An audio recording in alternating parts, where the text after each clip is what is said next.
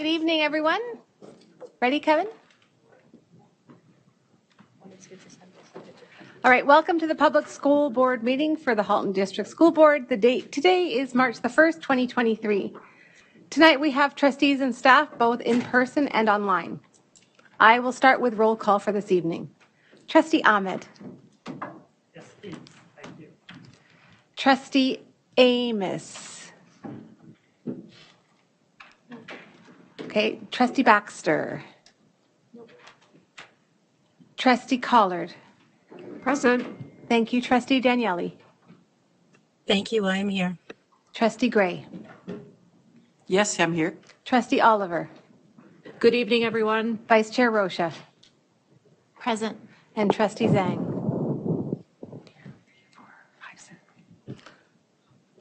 Okay, Trustee Gray, would you like to make a motion to go into Committee of the Whole private session respecting negotiations, personal information, and litigation? And this meeting will not be open to the public pursuant to the Education Act of 207(2). Yes, I would. And Trustee Oliver? Yep. Would you, oh, there you are. Sorry, would you like to second that motion? I second. Thank you. Are you ready for the question? Are there any objections to moving into private session this evening? Seeing none, we are now in private session. Thank you, Kevin. And in a moment, Vice Chair Rocha, the floor is yours.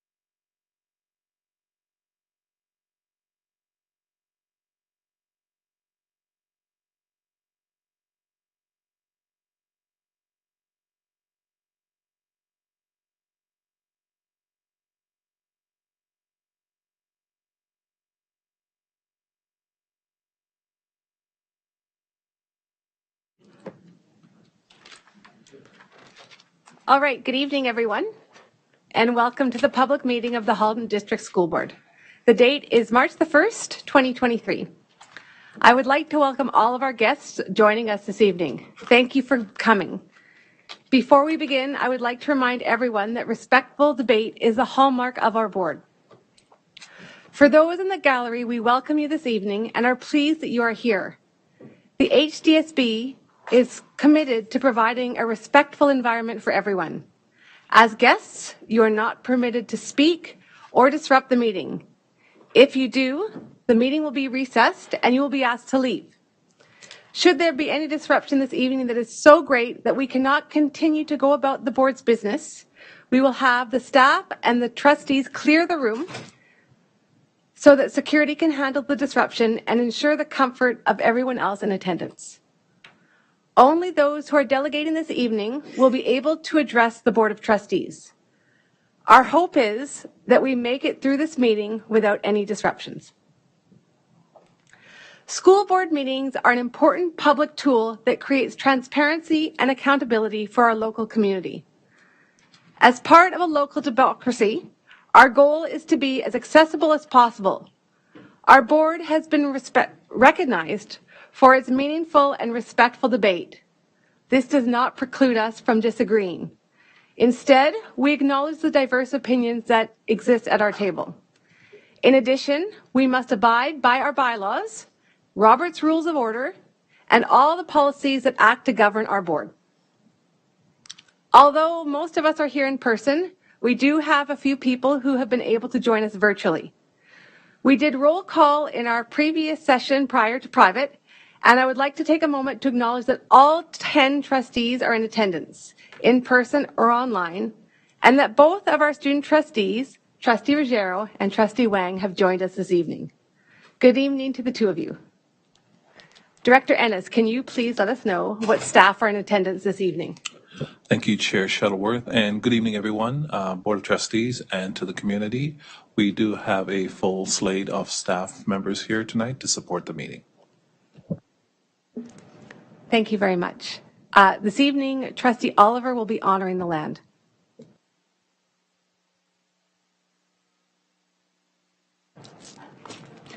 Halton, as we know it today, is rich in history and modern traditions of many First Nations and the Métis. From the Anishinaabe to the Aduandaron, the Haudenosaunee, and the Métis, these lands surrounding the Great Lakes are steeped in Indigenous history. As we gather today on these treaty lands, we have the responsibility to honor and respect the four directions, land, waters, plants, animals, ancestors that walked before us, and all the wonderful elements of creation that exist. We would like to acknowledge and thank the Mississaugas of the Credit First Nation for sharing their traditional territory with us. Thank you very much.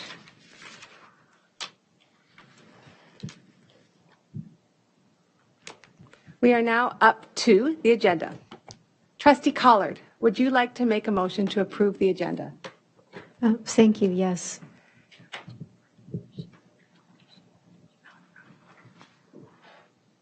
And Trustee Gray, would you like to second that motion?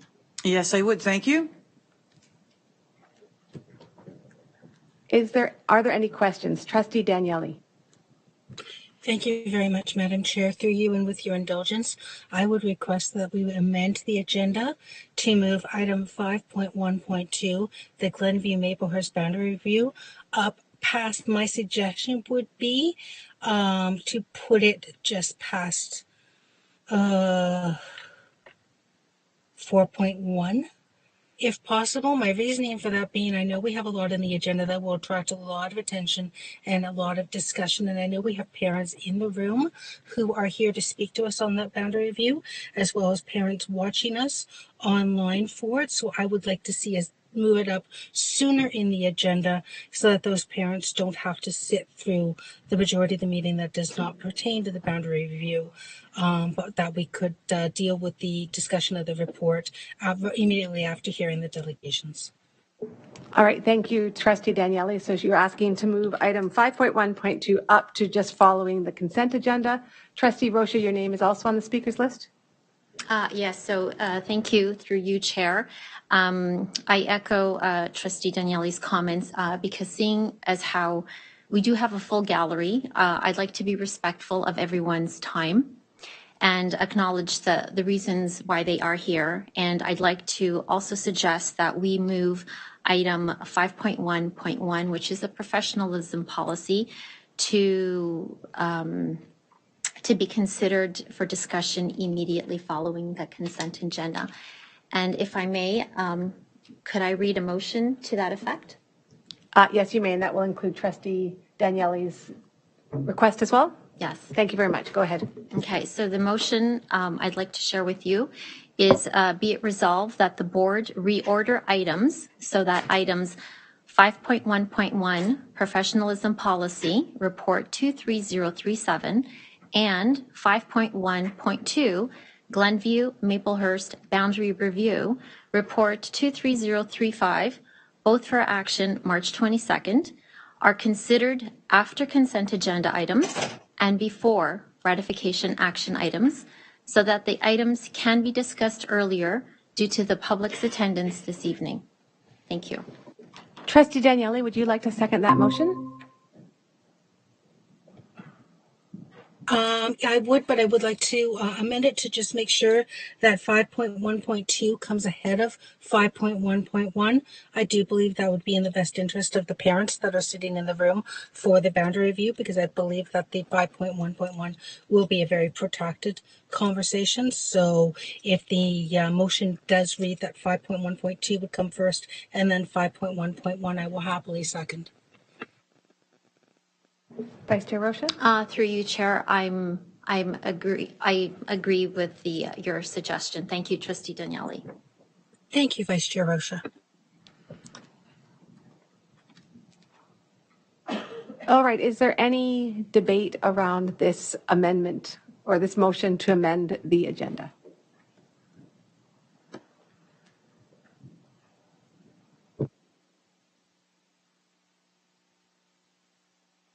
All right. Just hold on 1 second.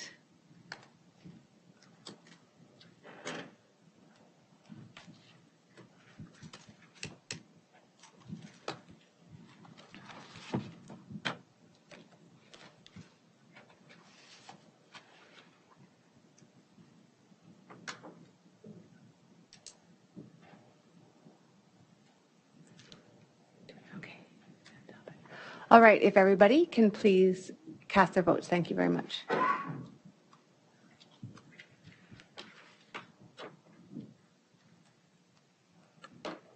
Thank you very much, and that passes unanimously. So the agenda now, as it stands, has items 5.1.2 followed by 5.1.1 following the consent agenda.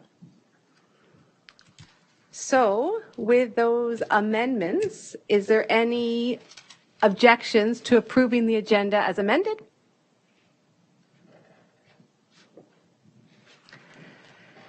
Seeing none, the agenda is approved by unanimous consent.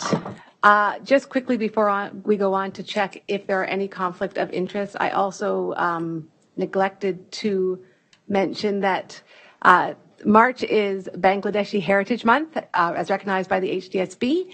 And just to let everybody know that throughout history, Bangladeshi Canadians have made significant contributions to the fabric of our country. I'd like to recognize that this evening and just wanted to wish everybody a happy Bangladeshi Heritage Month for March.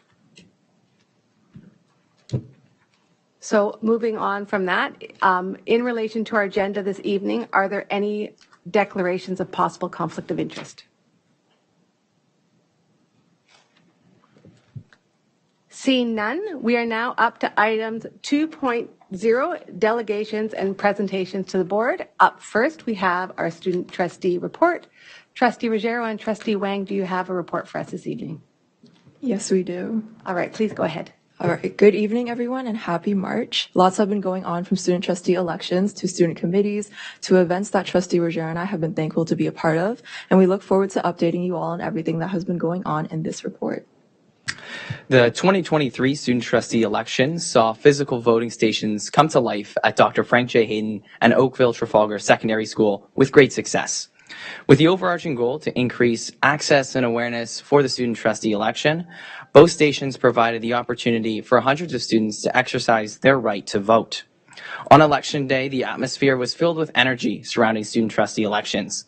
The turnout was slow at first, but as the number of students increased and the number of stickers giving out also increased, it quickly became a trend for students to come down and vote to get these iconic voting stickers to match their friends.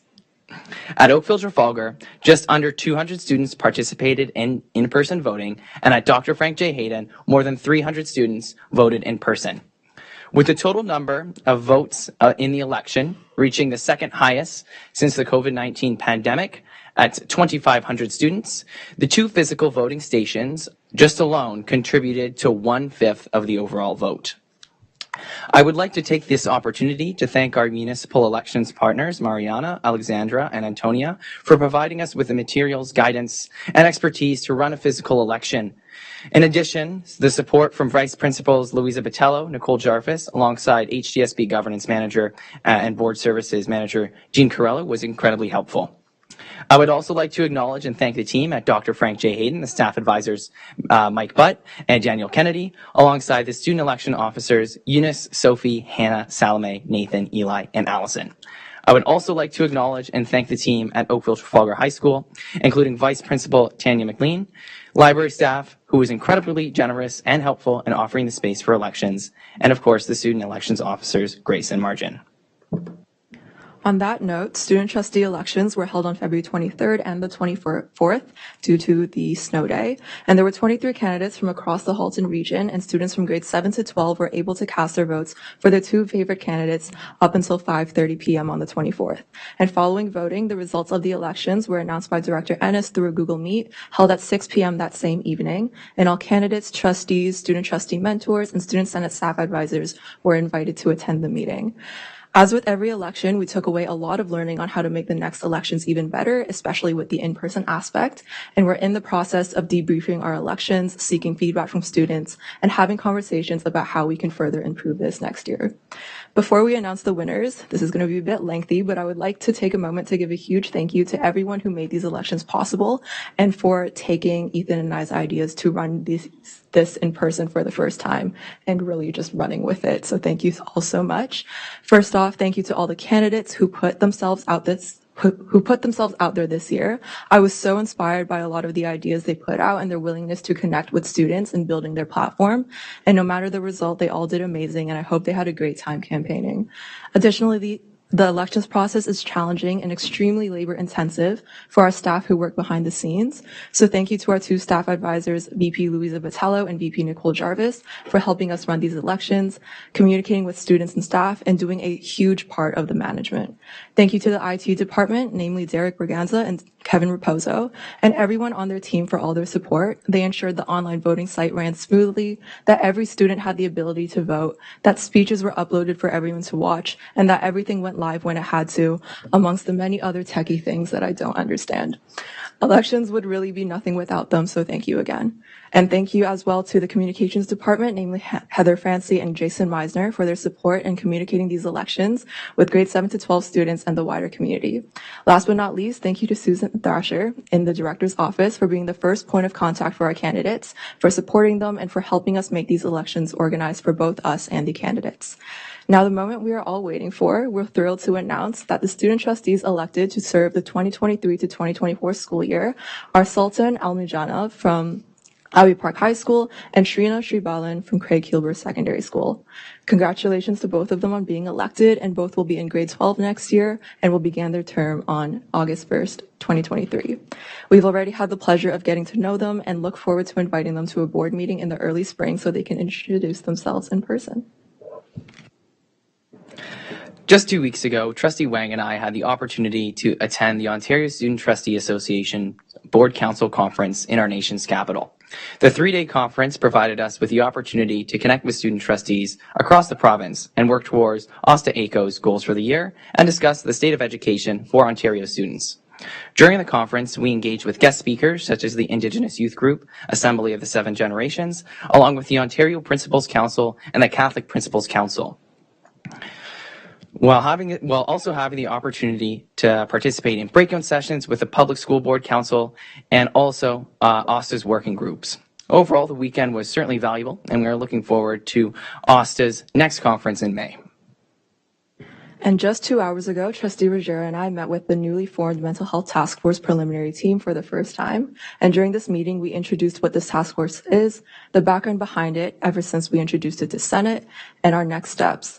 To ensure we are all on the same page, we took the time to learn about the HDSB's mental health and well-being area of the multi-year plan, how the Student Mental Health Network is structured in the HDSB, the goals and responsibilities of this team in building the foundation for this task force prior to the launching of the task force itself, and the future rollout stages for this task force.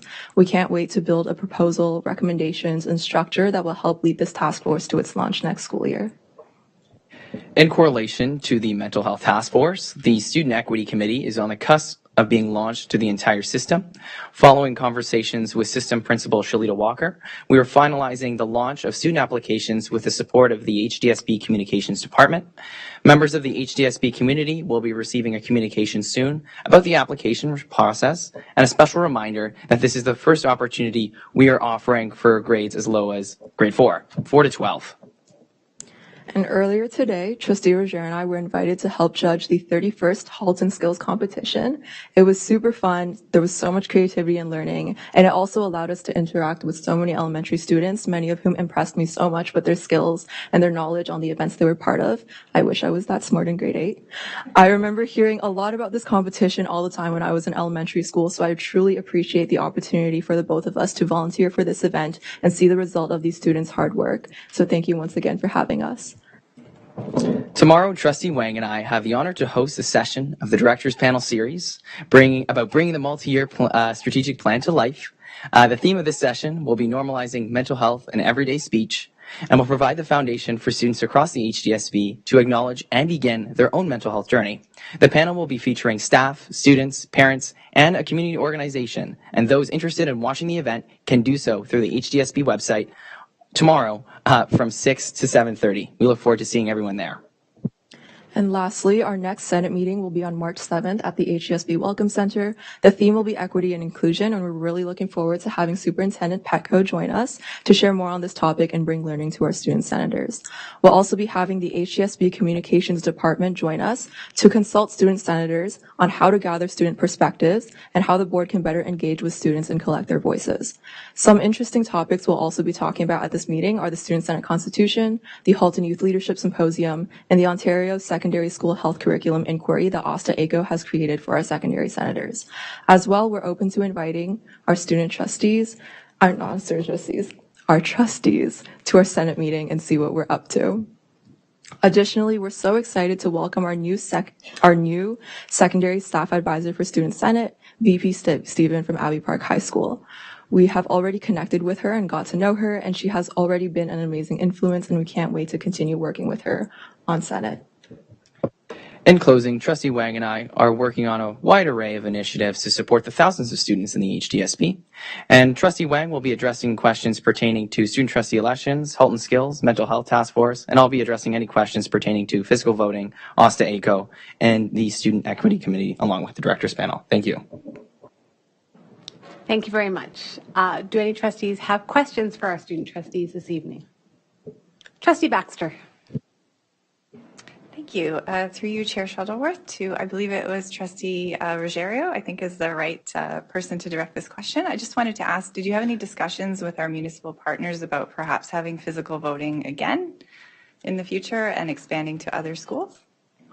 Thank you for the question through the chair to Trustee Baxter. Definitely. We actually just wrapped up a recap meeting just a few days ago with our election partners, and we were reflecting on the success. 1/5 of all votes this year were physical, and that's an amazing improvement with just 2 high schools. So we're really looking at expanding the process and paving the way for our next trustees, so Sharina and Sultan, to pass the torch on and potentially launch this to the system, starting with our high schools. But that's certainly their decision to make, but we strongly encourage it, as 1/5 was a really great turnout for the first year it's running in the HDSB. So definitely in the next year, we look forward to it. Thank you, Trustee Baxter. And again, I think it's really important when you look at that 1/5 2 high schools is not 1/5 of the high school population. So really, when you look at how many people voted at those 2 schools, it's really a higher percentage. So I think it's really great, and I'm so pleased that you explored that opportunity to have those physical voting stations, because I do think that's something that's missing, and it's really great to see it come to fruition. So thank you so much for all your efforts. Are there any further questions before we move on? All right. As always, thank you, Trustee Ruggiero and Trustee Wang, for your fulsome report this evening. All right, that brings us up to item 2.2, our delegations, and we have 5 delegations this evening. As per our delegation bylaw, up to 6 delegations will be scheduled per meeting, giving consideration to delegations with a variety of perspectives on an issue. Each delegate shall be allowed up to 5 minutes to present their delegation. Following each delegation, the chair will open the floor to the trustees for up to 10 minutes of questions of clarification to the delegate. Trustees may also pose questions arising from the delegation to staff with no time limit imposed. Delegates must refrain from using derogatory language and from making statements that would personally identify individuals, including students, staff, community members, or trustees. Any delegate who fails to adhere to this restriction will be ruled out of order by the chair, and their presentation will be immediately terminated. So, as I said, we have 5. First on our list is Beth Bogue and Colin Roby, and they are delegating on report number 23035.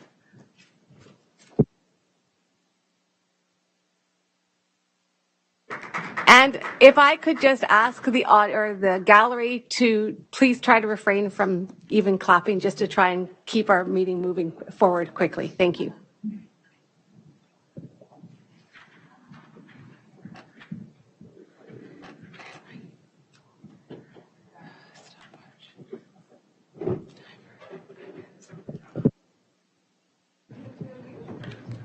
Good evening. Oh, sorry. Good evening to the 2 of you.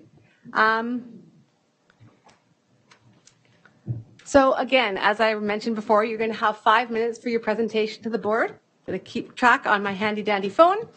I will give you the signal. I'll try to let you see when there's 1 minute remaining. And then following the delegation, I will open the floor to the trustees for up to 10 minutes for questions of clarification to either yourselves or staff. Do you have any questions before you begin? No, we're good. All right. Thank you. Start when you're ready. Okay, we'd like to thank the board for allowing us the opportunity to speak tonight in regards to the Glenview-Maplehurst boundary review. We represent multiple families with children attending Glenview in support of option 11. Throughout the time that we've lived in this community, we've seen exponential requests for development in Aldershot and a constant stream of young families moving in. So it seemed a boundary review was inevitable at some point.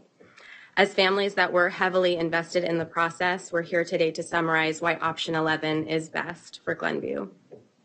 First and foremost, proximity to schools has been one of the top criteria of not only the Boundary Review Committee, but also the parent feedback. Throughout the meetings, it was noted a number of times that the walkable boundaries of Glenview's catchment are considered optimal. Walkability has been a driving topic of this process, as only 2 zones, H and E, have safe walking opportunities to Glenview. Any alternative walking routes that were proposed were simply too far, moved walking students onto buses, required walking behaviors to be changed, or did not provide appropriate safety measures. Option 11 maintains the established walking patterns and allows current and future families the best opportunity to walk or bike to school. Walkability is also an important topic to address as we prepare Aldershot for its long-term development goals.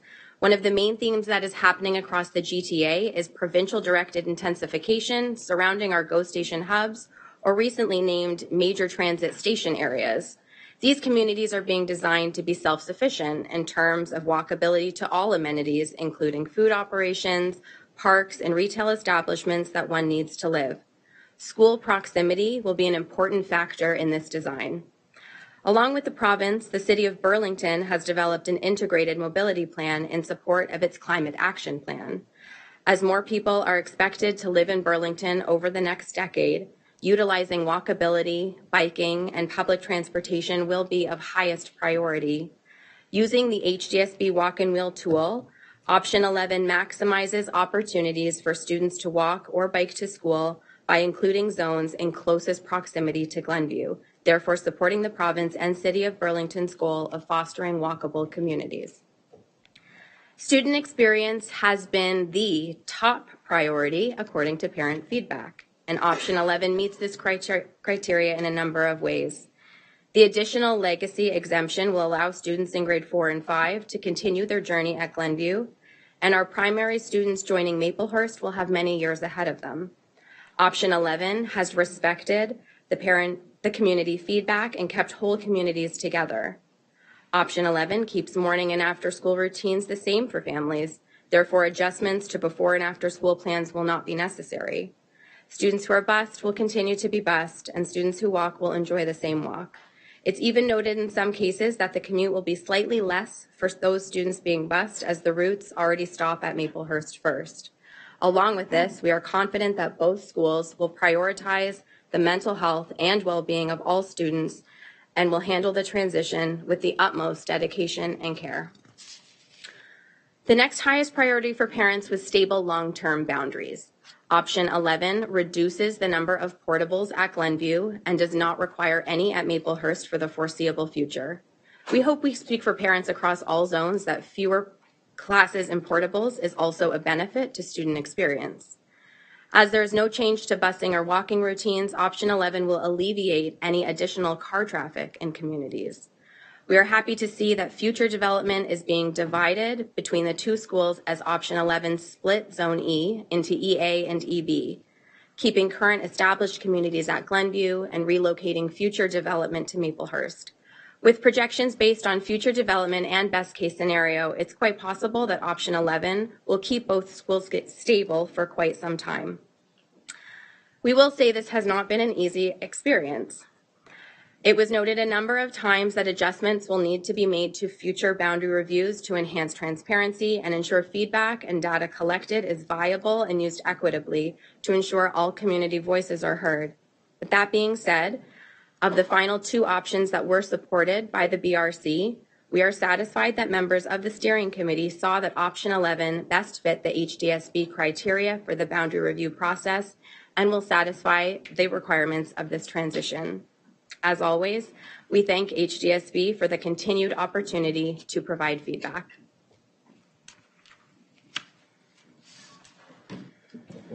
Thank you very much. I'm just going to check. Trustee Collard has a question for you. Thank you. Could we see the map back up on the screen, please? The other map. So the shape that you've drawn on that, is that the new boundary? Yes. Sorry. Oh yeah, sorry. Not quite. The shape is both the current walkable area for option 11. So that would be Zone H and Zone E. I see. And where is Maplehurst in relation? You've pointed to where Glenview is. I don't see where Maplehurst is. Oh, there it is. Okay. Thank you. This map is the walkability using HDSB's walk and wheel tool to approximate the time that it takes to walk within these areas. So we used it just to replicate the walking boundary to show that why the commentary was that the walking was optimal in this area. It has heavy concentration and less than 5 minutes of a walk. Thank you. Thank you.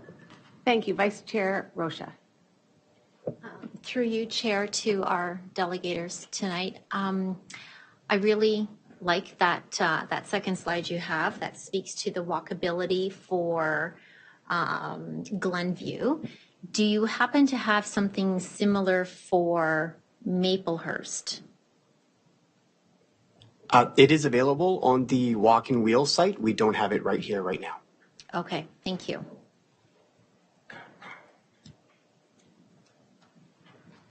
Thank you. There are no further speakers. I guess it might be a question for the planners. So I'm just wondering, so I look at the map and I'm just wondering, so you have those two sections, where did it go? Section EA and EB. There's just that little sliver and I'm just wondering why that was separated.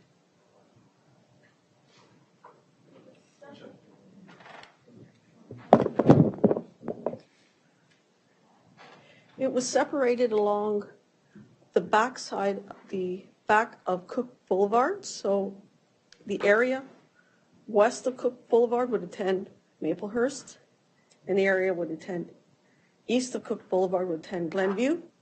It was decided that would be the dividing line because there are no students in that area at this time, and there will be new development in that area. All right. Oh, thank you very much. That makes sense. Thank you so much. We have no further speakers. I want to thank the delegates very much for coming out and letting us know the information you have. The item speaking to what you have delegated about is actually moving up in the agenda, so it will come, I think, following the delegations. So if you want to stick around, 5.1.2 has moved up. So thank you very much for your delegation. Thank you so much. Thank you. Okay, next up we have, I'm going to guess, Cara Langford. Again, delegating on report number 23035. Welcome.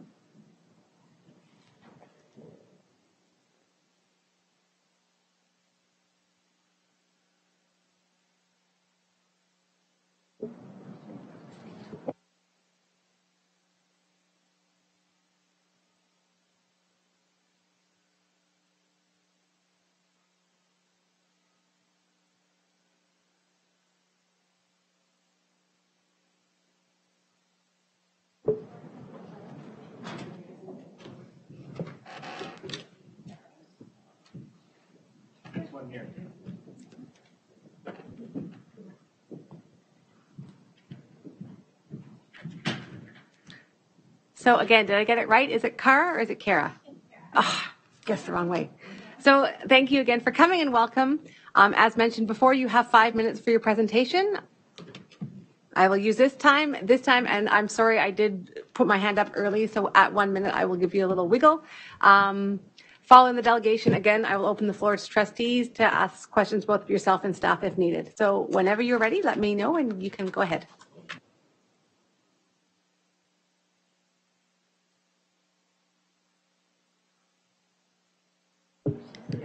Good evening. Thank you for taking the time to hear from us this evening.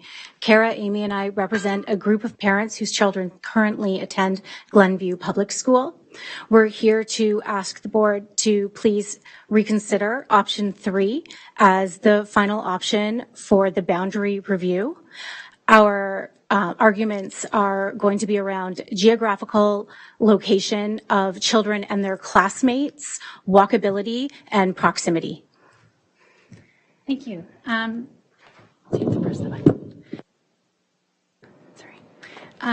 So thank you for letting us come here this evening. What we heard through the process is we heard a couple things. We heard through the actual boundary review committee that proximity to school is a very important criteria. And then we also heard through the parent survey that proximity to school was one of the top 3 things. It was the second item played back as an important criteria. So with that, we just wanted to compare the 2 options that were last on the table, and we wanted to speak to option 3.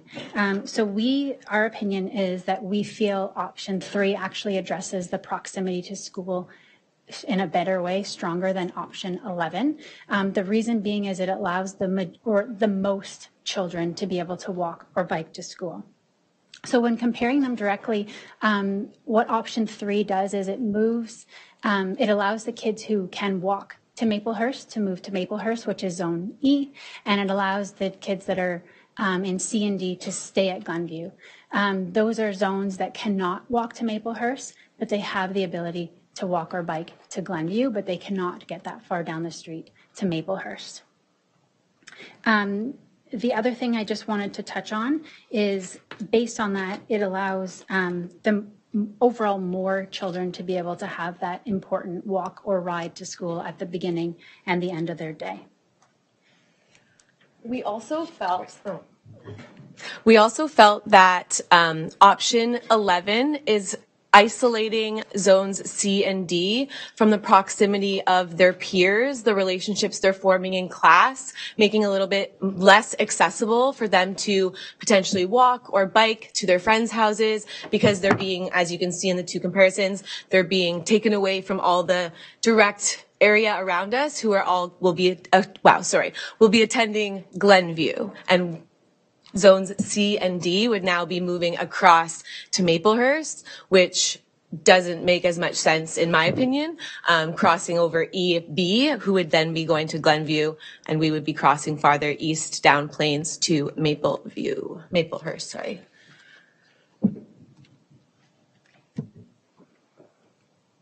Okay, so we talked on that. So finally, why is this important to us? This is important to us just for the mental and physical health of our children. Walking and riding to school is a great way to start your day every day. Not in the middle of the winter. We understand that that's not a time when our kids will be walking or riding to school, but when we can, having that ability is great. Similar to how families in zones H or G or E want to be able to walk or ride to school, having that ability for those living in C and D is also important. So that's why we're here today. And the second point up there is not to debate an old conversation, but we did have a school really close in our community many years ago. Actually, I think it was closed maybe about 20 years ago.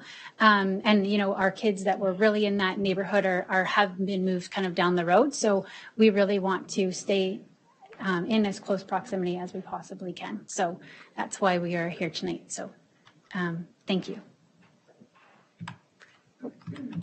That's everything. So thank you. I hope that has given you some different perspective, and we hope that you can reconsider option 3 as the preferred option for the new boundary. All right, thank you very much for your presentation. Trustee Collard, you have a question. Yes, so when we heard from the previous delegates their preference for option number 11, this is quite often a difficult thing for communities to undergo. I've been through them several times myself as a parent, and it's never fun. I'm wondering if there were any modifications that you would like to see made to any of the options that would make it even better.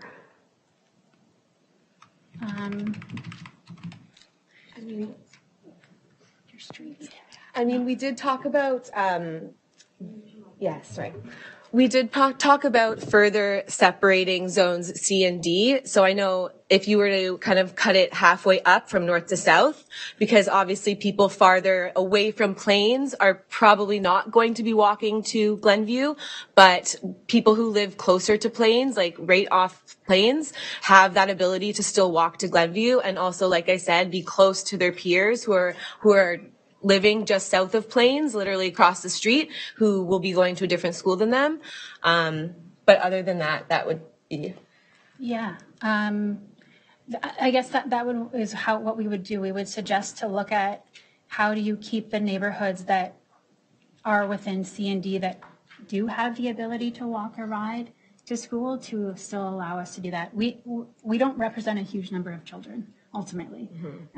Neither of the options do, which is lovely. It's best to move fewer students. So, thank you very much for your delegation. Can I just add to that, please? There is also an option to look at the students who currently attend Glenview who don't actually live within the Glenview boundary and are using alternate addresses. And this is something that I know the board and the trustees are aware of, and it is something that could help in a situation such as this.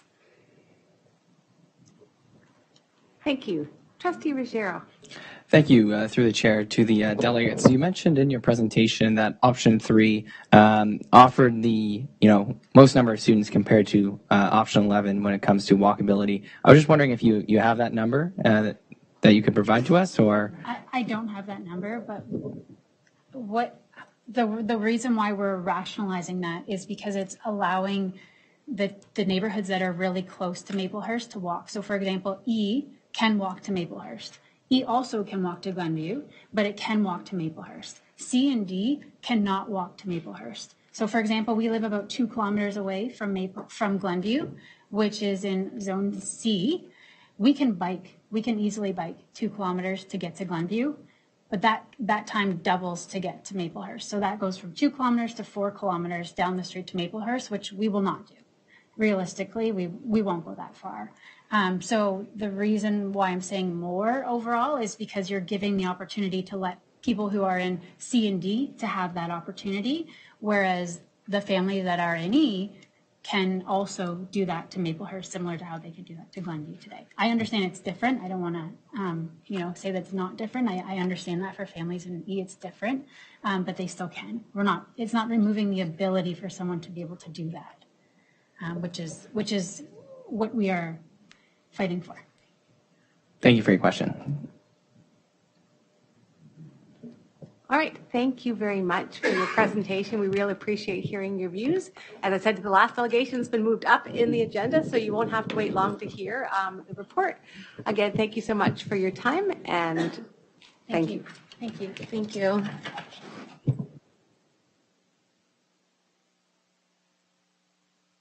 Right, so now our next delegator is Lynn Pedrusevich. Close. I think I might have got it. And Lynn is speaking. Please, no applause. Thank you very much. Lynn is speaking on the professionalism policy. Again, agenda item 5.1.1. Thank you, Lynn, for coming. Did I get close? Okay, have me.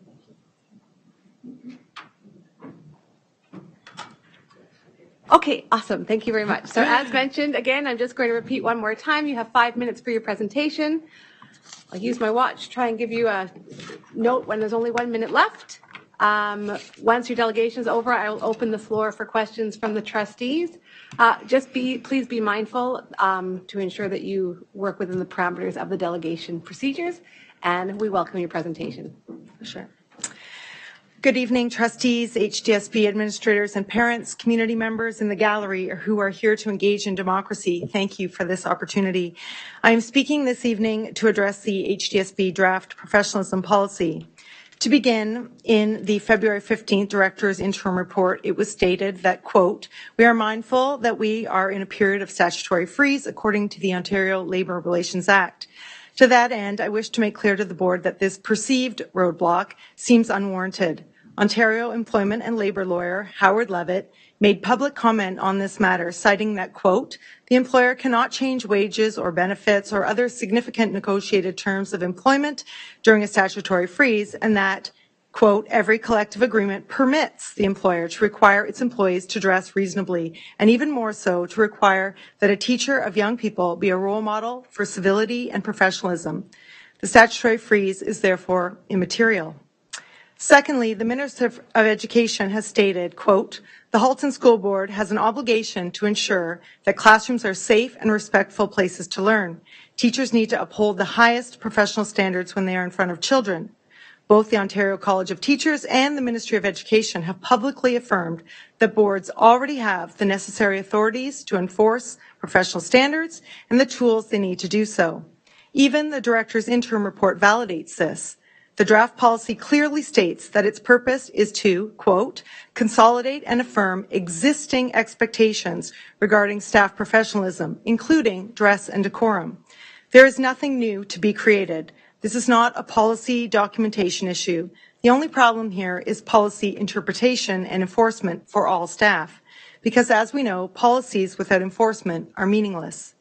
This leads us to the crux of the matter, the claim that the very definition of the term professionalism may somehow infringe upon human rights granted to all staff. There is widespread acceptance in Canada that the term implies conducting oneself with responsibility, integrity, accountability, and excellence in alignment with a particular set of ethics, morals, and standards of behavior.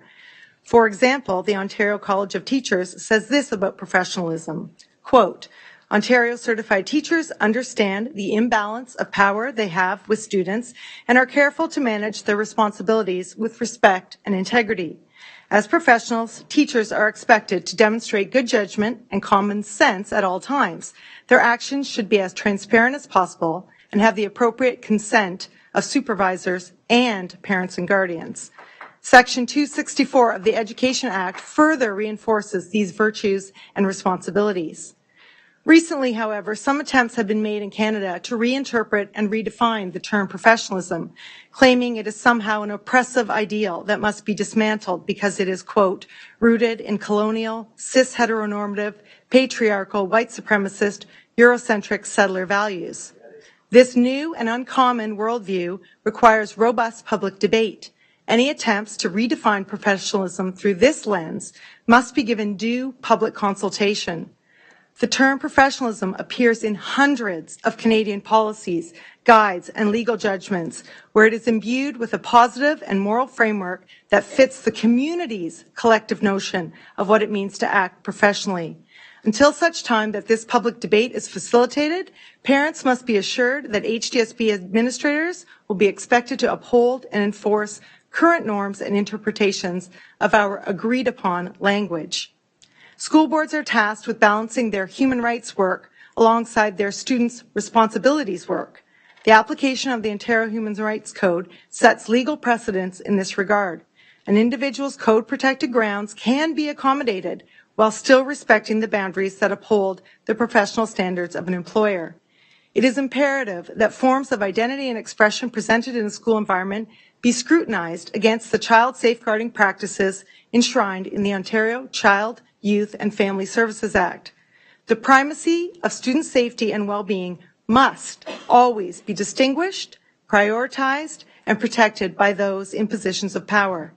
Students must come first, a sentiment that was echoed yesterday by 3 Halton MPPs, the democratically elected representatives of this region. The trustees and the board should therefore see no conflict between human rights legislation and the enforcement of existing professional standards. In closing, parents and schools alike teach children about the importance of boundaries and consent. Boundaries define professionalism in the education system and must be upheld for all in order to restore public trust at the HDSB. The community is imploring you, the trustees, to hold our institutions to account and enforce long-standing policies and practices that center student well-being and parental rights. Thank you. Thank you. If the gallery could please hold their applause, thank you. Do trustees have any questions for? Again, please, if I can please remind you, we'd like to get through this meeting tonight quite expediently, and clapping and that sort of thing will not allow us to do that. So if you can please hold your applause to congratulate her once you've left the gallery. Do any trustees have any questions for our delegate this evening?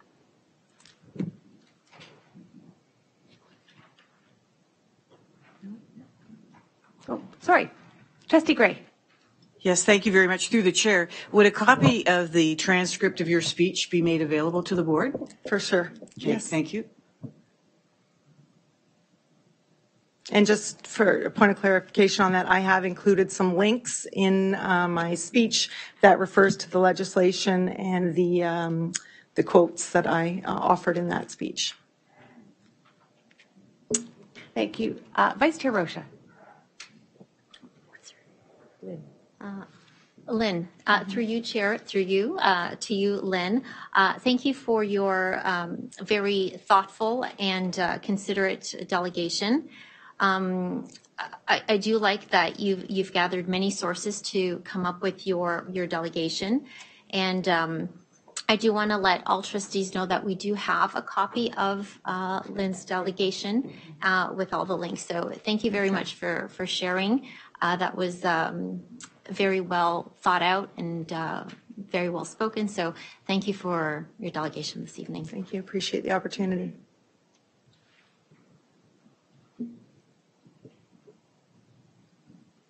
Just give it a little bit of wait time. Seeing no further questions from trustee, we want to thank you so much for sharing your perspective. Again, similar to the last ones, your item has been moved up, so it will follow the Glenview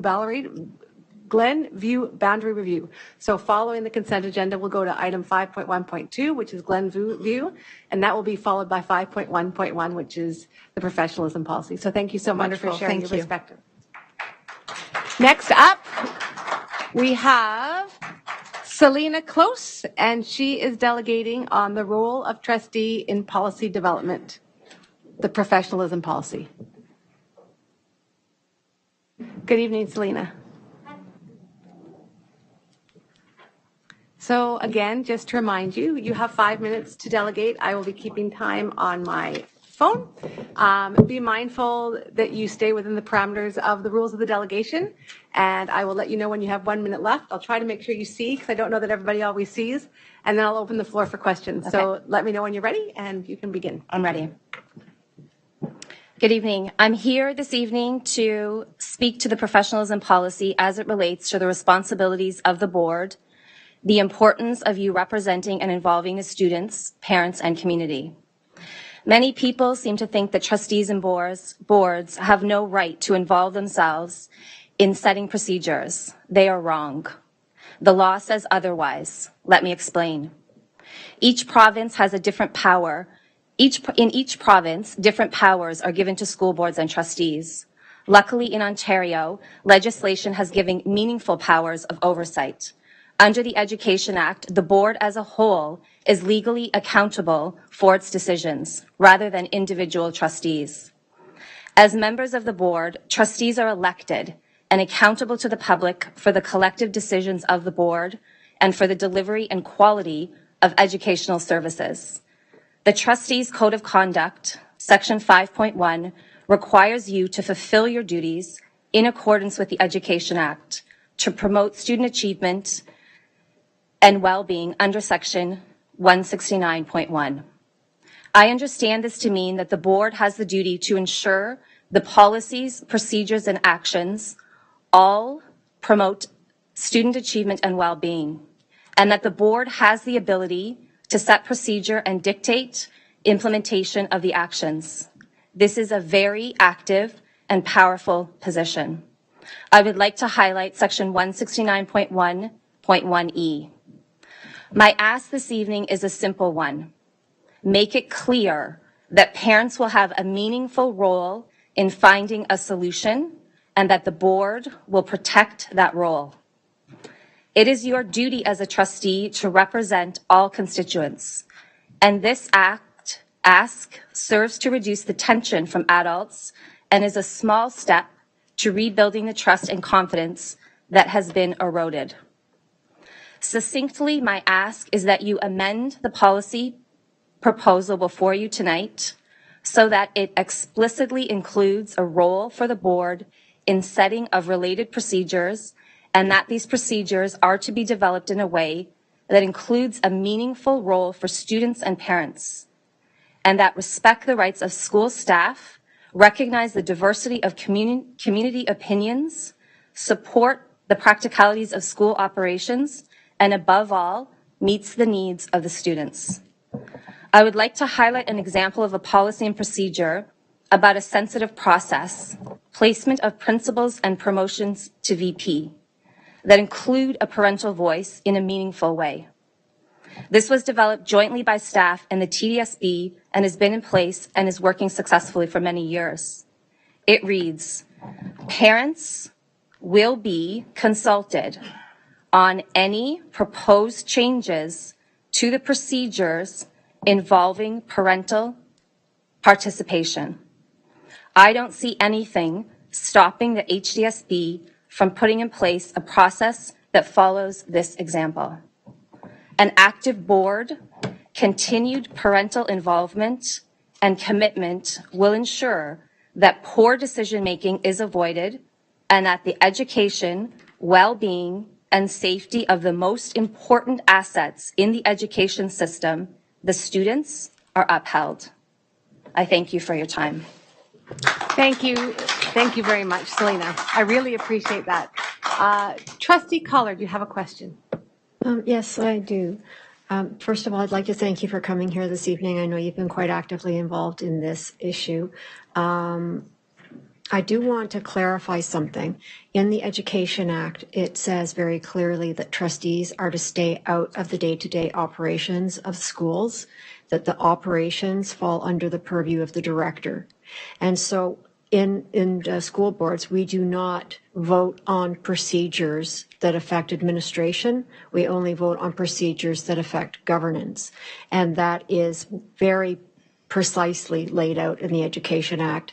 We are forbidden from getting involved in the day-to-day operations. And so we try our very best to stand back.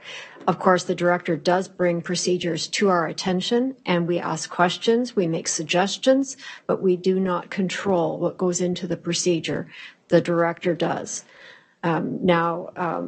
I understand that you would like us to make it clear that parents will have a meaningful role in finding a solution, and we absolutely want you to have a meaningful role. This impacts your students, your children, your families, your communities, and we want parents to have a meaningful role. And that's why we have the delegations. That's why we have the emails that come in, the phone calls that come in. We speak to everyone who calls us and everyone who writes us, hopefully gets a response. Sometimes we get deluged and it's difficult, but we do try to respond to every parent. And we do try to listen to every delegation. We understand the perspectives of parents is not always the same as the perspective of the people that run the board, because you live in the community and the people that run the board might not live in your community. And so that is a difference. But we do want parental student input, community input, stakeholder input, because you are the people that we serve. And so I do appreciate that, and thank you for bringing that in your delegation. So just to clarify, so you don't see an issue in including this in this procedure? I'm sorry, what would you like to include in the procedure? The parents will be consulted on any proposed changes to the procedure involving parental participation. That would be part of an administrative procedure. What we're dealing with right now is the policy. The procedure gets written after the policy is approved. And my ask is that, so can you explain what the board's involvement is in the procedures? We are presented the procedures by the director. We give our feedback and input, and sometimes the director makes modifications based on our feedback and input. That's exactly. Yeah, so we can ask for this, but it's the director's decision at the end of the day whether or not to include something like that in a procedure, because procedures are beyond our purview. I know that that's not something you like to hear, but that's what the Education Act says. This actual piece was negotiated between the staff and the board at Toronto District School Board. I'll have to look into that further. That's what I'm asking. Yeah. Thank you. Exactly.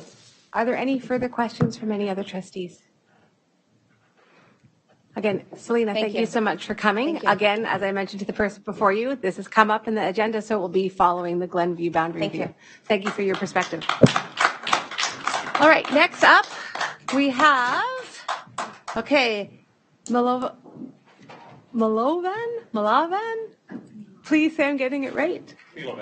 Pre-Levesque, who again is coming to speak to us about the survey regarding the professionalism policy. With the arrows? Okay. Thank you so much. Milovan, welcome this evening. Thank you. As I've said with everybody else, 5 minutes. When the 1 minute warning, I will try and let you see that 1 minute. I'll take my phone and then out open too. the floor for questions. Oh, you've got a timer as well? Just in case. Perfect. All right. Let me know when you're ready and we'll start. Thank you. All right. Thank you. Yes, the purpose of my delegation is to speak to the procedural issues specifically, not the substantive issues here. I've got two concerns. The first is about the design of the survey, which was circulated to staff and parents and pupils on Friday. And the second is regarding the legality of the entire consultative process. And it goes very much to what Trustee Collard was just discussing a moment ago. So I'll begin with the design of the survey.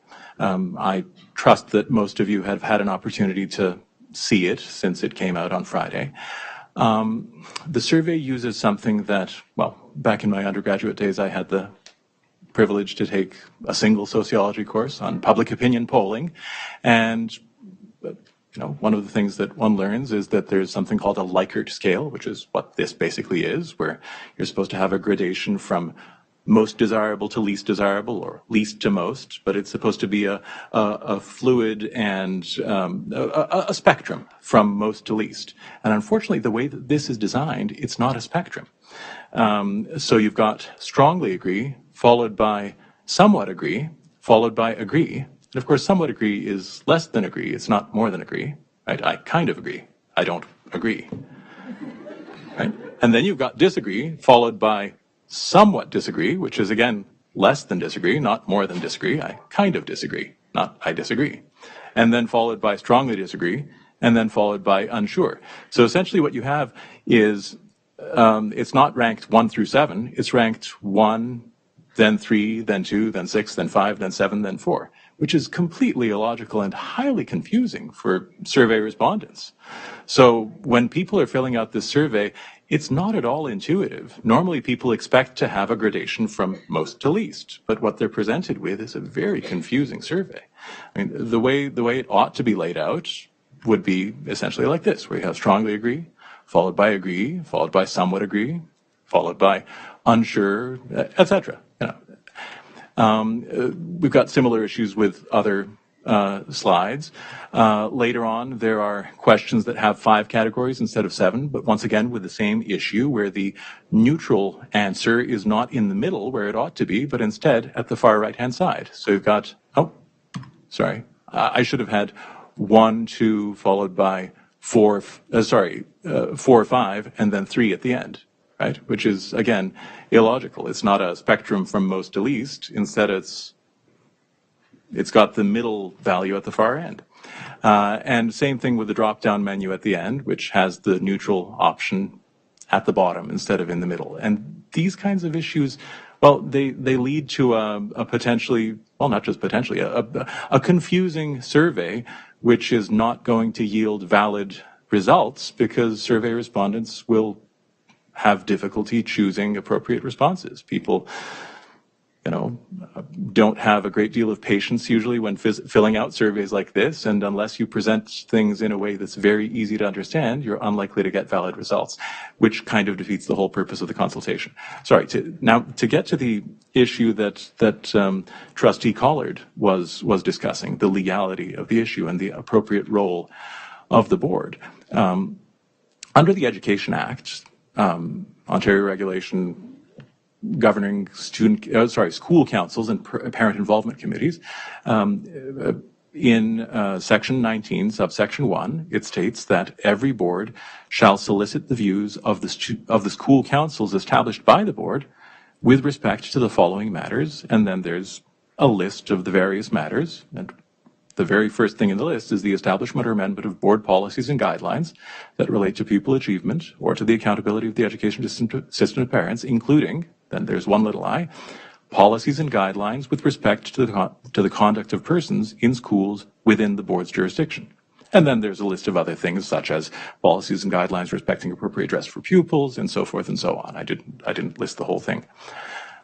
The issue here is that the board is required by law to solicit the views of the school councils, and to the best of my knowledge, the board has not done so. Instead, it's circulated a survey, and circulating a survey is not the same as soliciting the views of school councils. School councils do exist for a reason. There's a reason why the Education Act and the regulations thereunder establish school councils as consultative bodies, deliberative bodies, where members of the school community, parents and pupils and staff can discuss things.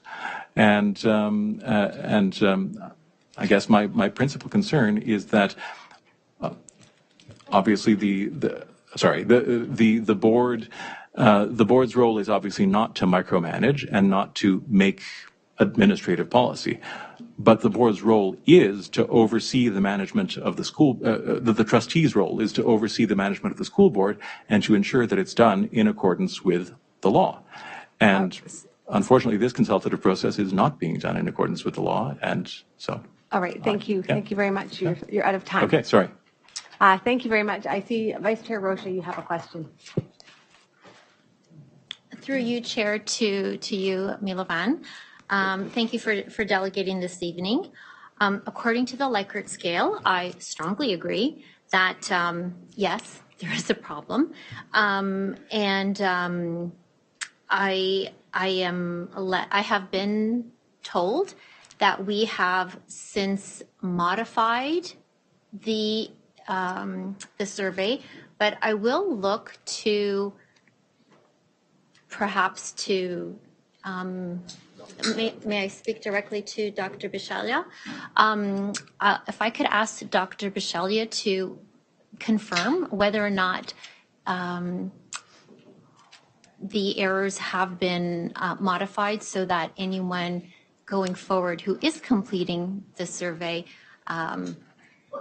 is looking at a correct survey. So I'll defer to you. Thank you. Yes, thank you very much. Good evening, and thank you for being here today and for voicing your concerns. I will address the 3 areas of the survey that you brought up, in addition to your comment around the school council. So in terms of the scale, the ordinal scale of the strongly agree to strongly disagree, first I would like to mention that there are no numbers that are displayed on the survey. And I'll also mention that this was an unfortunate technical error that occurred with the survey. The survey software happened to sort the response options in that way. But it literally lasted 24 hours. The error was corrected within 24 hours of us launching the survey. I'll also mention that you are correct in stating that there is the potential for data invalidation. That is true if we were using the scale, in fact, in an ordinal manner, and we're not. Responses will be grouped along the continuum of agree, the continuum of disagree, or respondents where an opinion is unsure, where in this regard, it would not, in fact, be a midpoint. It does represent an unsure response. Likewise, for the last slide that you had on the survey where I think it's impressions, where it goes from very negative, somewhat positive, very positive, the correct midpoint here would actually be a neither positive or negative, but because we're wanting to really provide the Board of Trustees with feedback on where the community stands with regard to their perspective, it was deemed that a neither positive, neither negative would not provide a clear response. Hence, the midpoint was actually removed, and respondents are given the option of, again, stating an unsure. So again, even in this regard, we're not using the data from an ordinal standpoint. We're using the data to summarize in a bracket of positivity, negativity, or uncertainty. And then the last point with regard to the school councils have indeed been invited to participate in the consultation, and that is happening through the chairs and the co-chairs. And email invitations have gone out to the chairs and the co-chairs, and they have been asked to gather a collective voice representing the school council. The same has been done for advisory committees, such as our Human Rights and Equity Advisory Committee and the Indigenous and Equity Council. I'm very glad to hear that, and I should hope that the Board of Trustees would give appropriate weight to whatever recommendations the school councils provide, since they're the only consultative body that the law requires you to give weight to. A public survey is interesting, perhaps, but you're not obliged to pay attention to that. What you are obliged to pay attention to is the views of the school councils, which are deliberative bodies, and you're going to get much more valuable information when people meet together in a group and discuss things in a setting like this and come up with some kind of consensus recommendation that's then provided to you than when people are sitting alone in front of their computers writing angry comments. That's not a useful form of input. Meetings of school councils is a useful form of input. And sorry, just to the point regarding the neutral responses, neither negative nor positive not being valuable. I would submit that actually a neutral response is a very valuable response because it's important to know how many people don't feel strongly one way or the other. How many people are truly neutral? I understand that when assessing something, you want to know, how many people are for and how many people are against. But sometimes there truly are people who are neutral, and that's an important thing to consider. Thank you very much, Dr. Michelia, for explaining. And again, thank you very much. I see no further questions, so really appreciate you coming. I think it's really important to note that the reason we've reached out to the community as well is because we've been asked to do that. So that was part of why we have wanted to ensure we're getting the voice from the community as well as the parent councils. We do appreciate your input, and thank you so much. It's not really relating to one of the topics on the agenda this evening, so we really want to thank you for coming out and sharing your views. Thank you. Thank you. I appreciate it.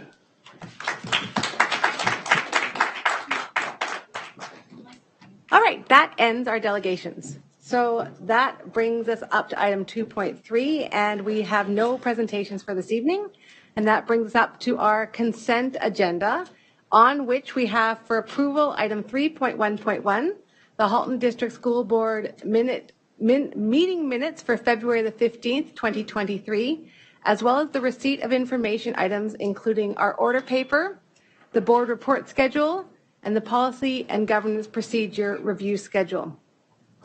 I'm going to put the motion on the floor. Be it resolved that the HDSB approve the consent agenda and receive the information items for March the 1st, 2023. Trustee Zhang, would you like to make that motion, please? Yes. And Trustee Baxter, would you like to second that? Yes, I would. Thank you. Are there any items on the consent agenda that need to be pulled for discussion tonight, please?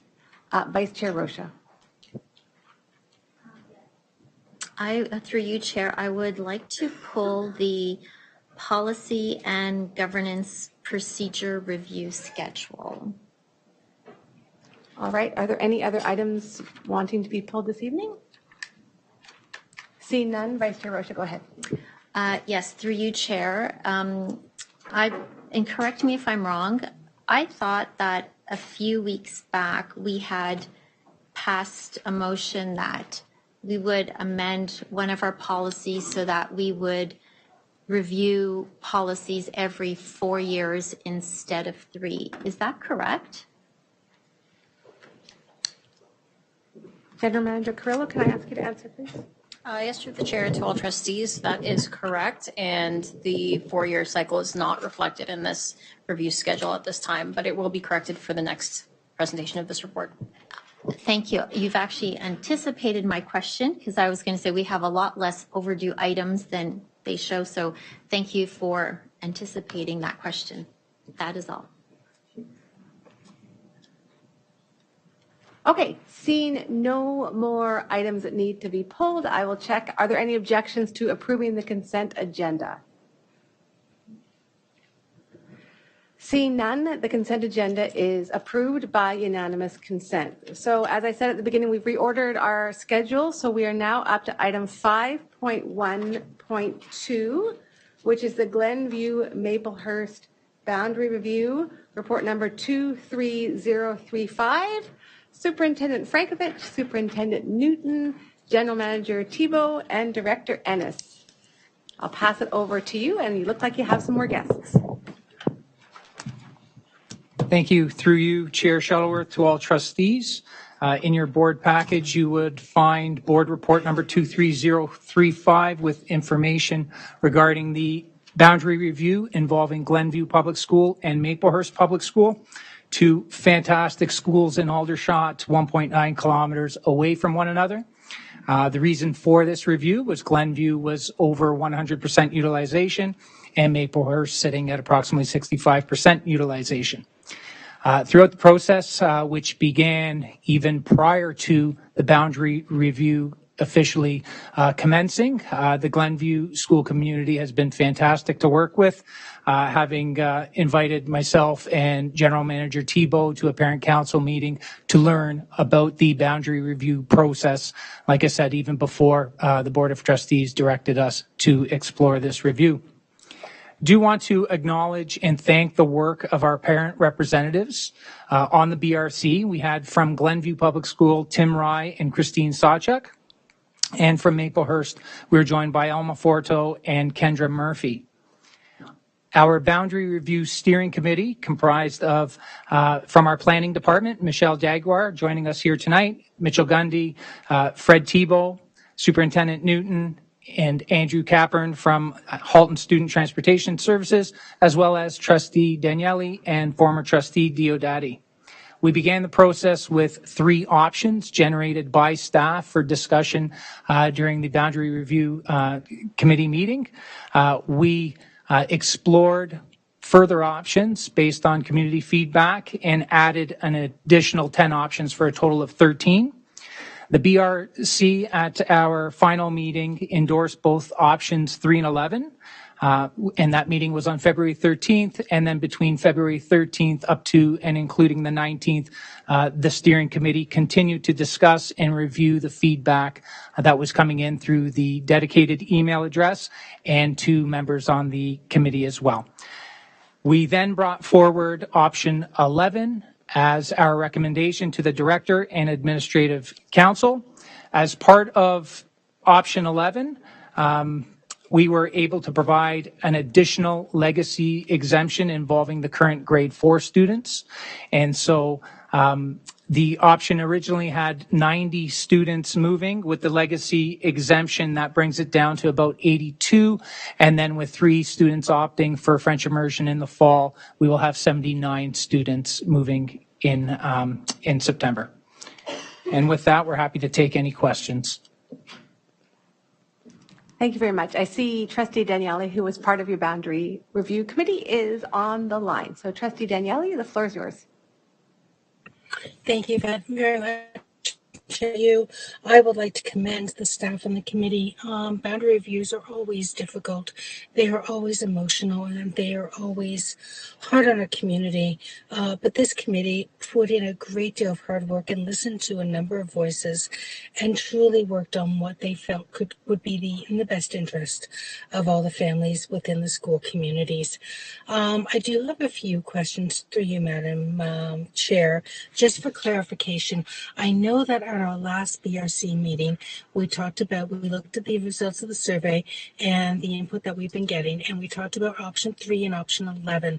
And as Superintendent Frankovich did say at that particular meeting, we did say, because I always ask, can you live with, can you publicly support? And the question for that on both option 3 and option 11, every member of the committee did say that they could live with and publicly support option 3. Leaning towards option 3 and 11, that they could publicly support 3 and 11. Leaning towards publicly 3, but with an understanding that 11 was also a very viable option. Now, coming out of that, through you, Madam Chair, I would request that staff talk about the process of thinking that went into choosing option 11 over option 3. We did come out of the BRC knowing that they were both very valid, very good options. What made them decide to go particularly with option 3? Could they explain that publicly for those who are asking? I've received a number of emails on that. And then I do have a few other questions, but that would be my first one. Thank you. Through you, Chair Shuttleworth, to Trustee Daniele. We acknowledge that we had 2 really good options out of the 13 in the end. Both options 3 and 11 could be supported, could be justified.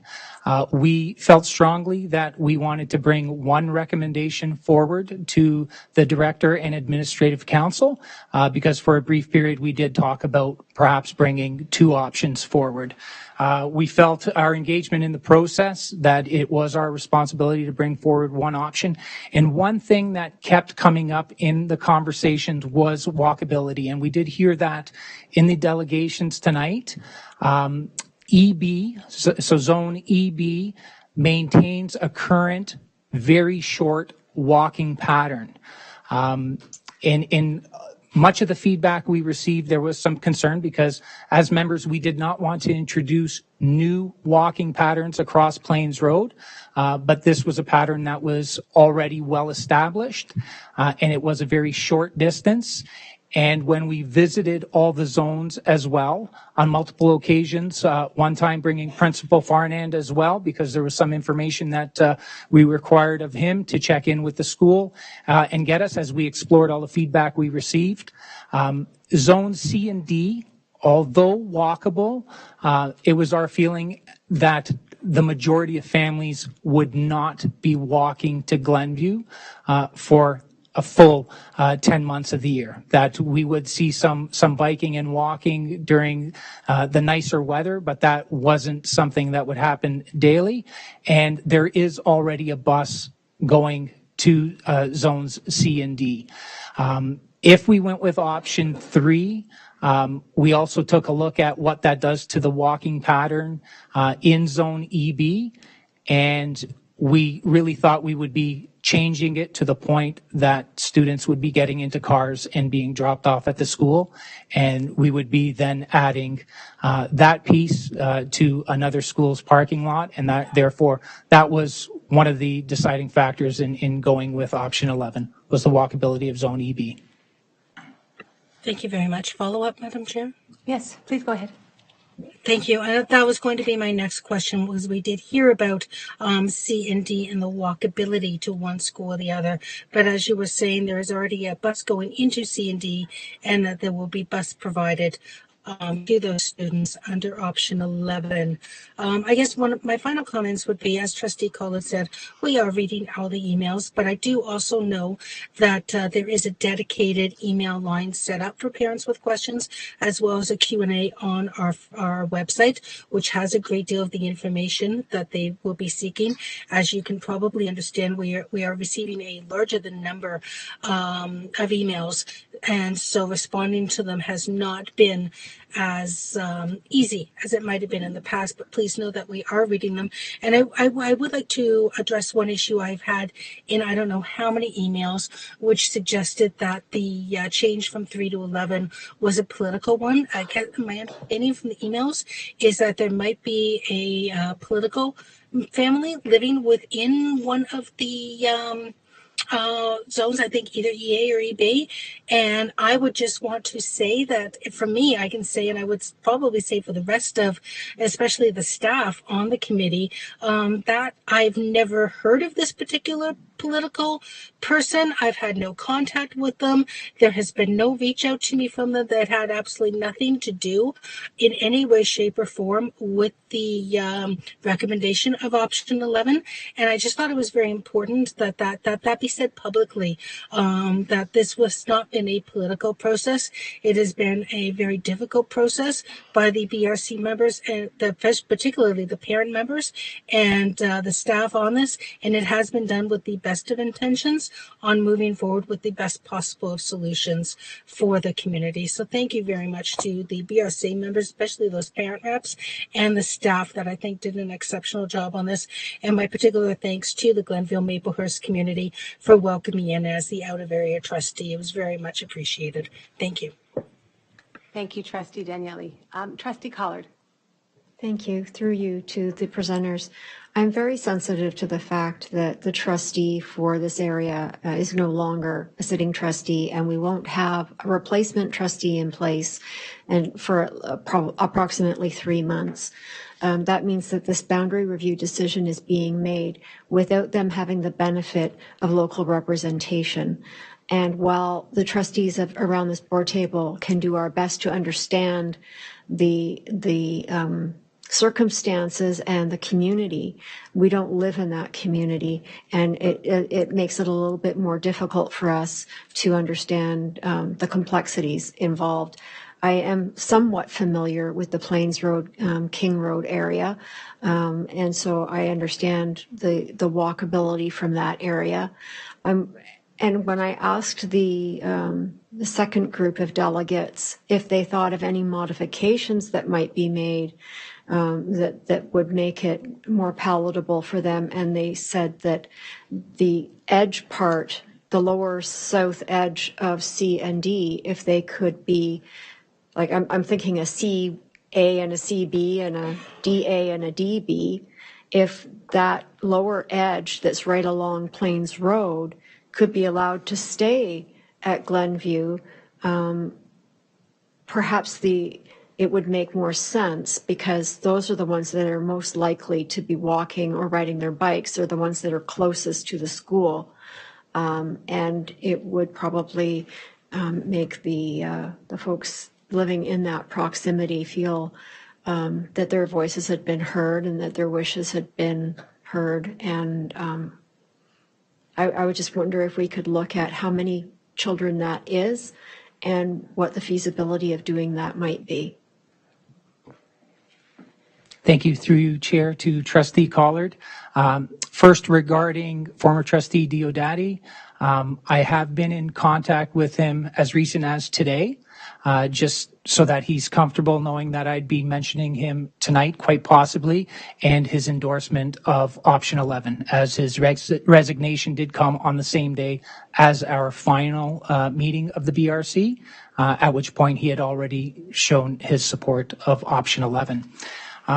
In regards to modifications, we looked at, and through feedback that came through, that is why you see Zone E divided into two. We were looking at distinct boundaries where we didn't want to disrupt a neighborhood, and that wasn't possible in C and D. We did explore that because that is something that we also received through the dedicated email address. Thank you. If you could let me know how many students live in C and how many students live in D, that would be helpful. I also was wondering, I know that there are staffing timelines. What is the staffing deadline and how far could we push the decision on this out? I know we're supposed to make the decision in 3 weeks. What is the staffing deadline, and is there any ability to negotiate with EPFO regarding, and all the other unions that would be impacted, regarding possible teacher movements being allowed after the deadline due to this boundary review? I feel bad for the community that they don't have a local trustee. And I know that Matthew, our former trustee Diodati, endorses 11, but it's not the same as having him at the table.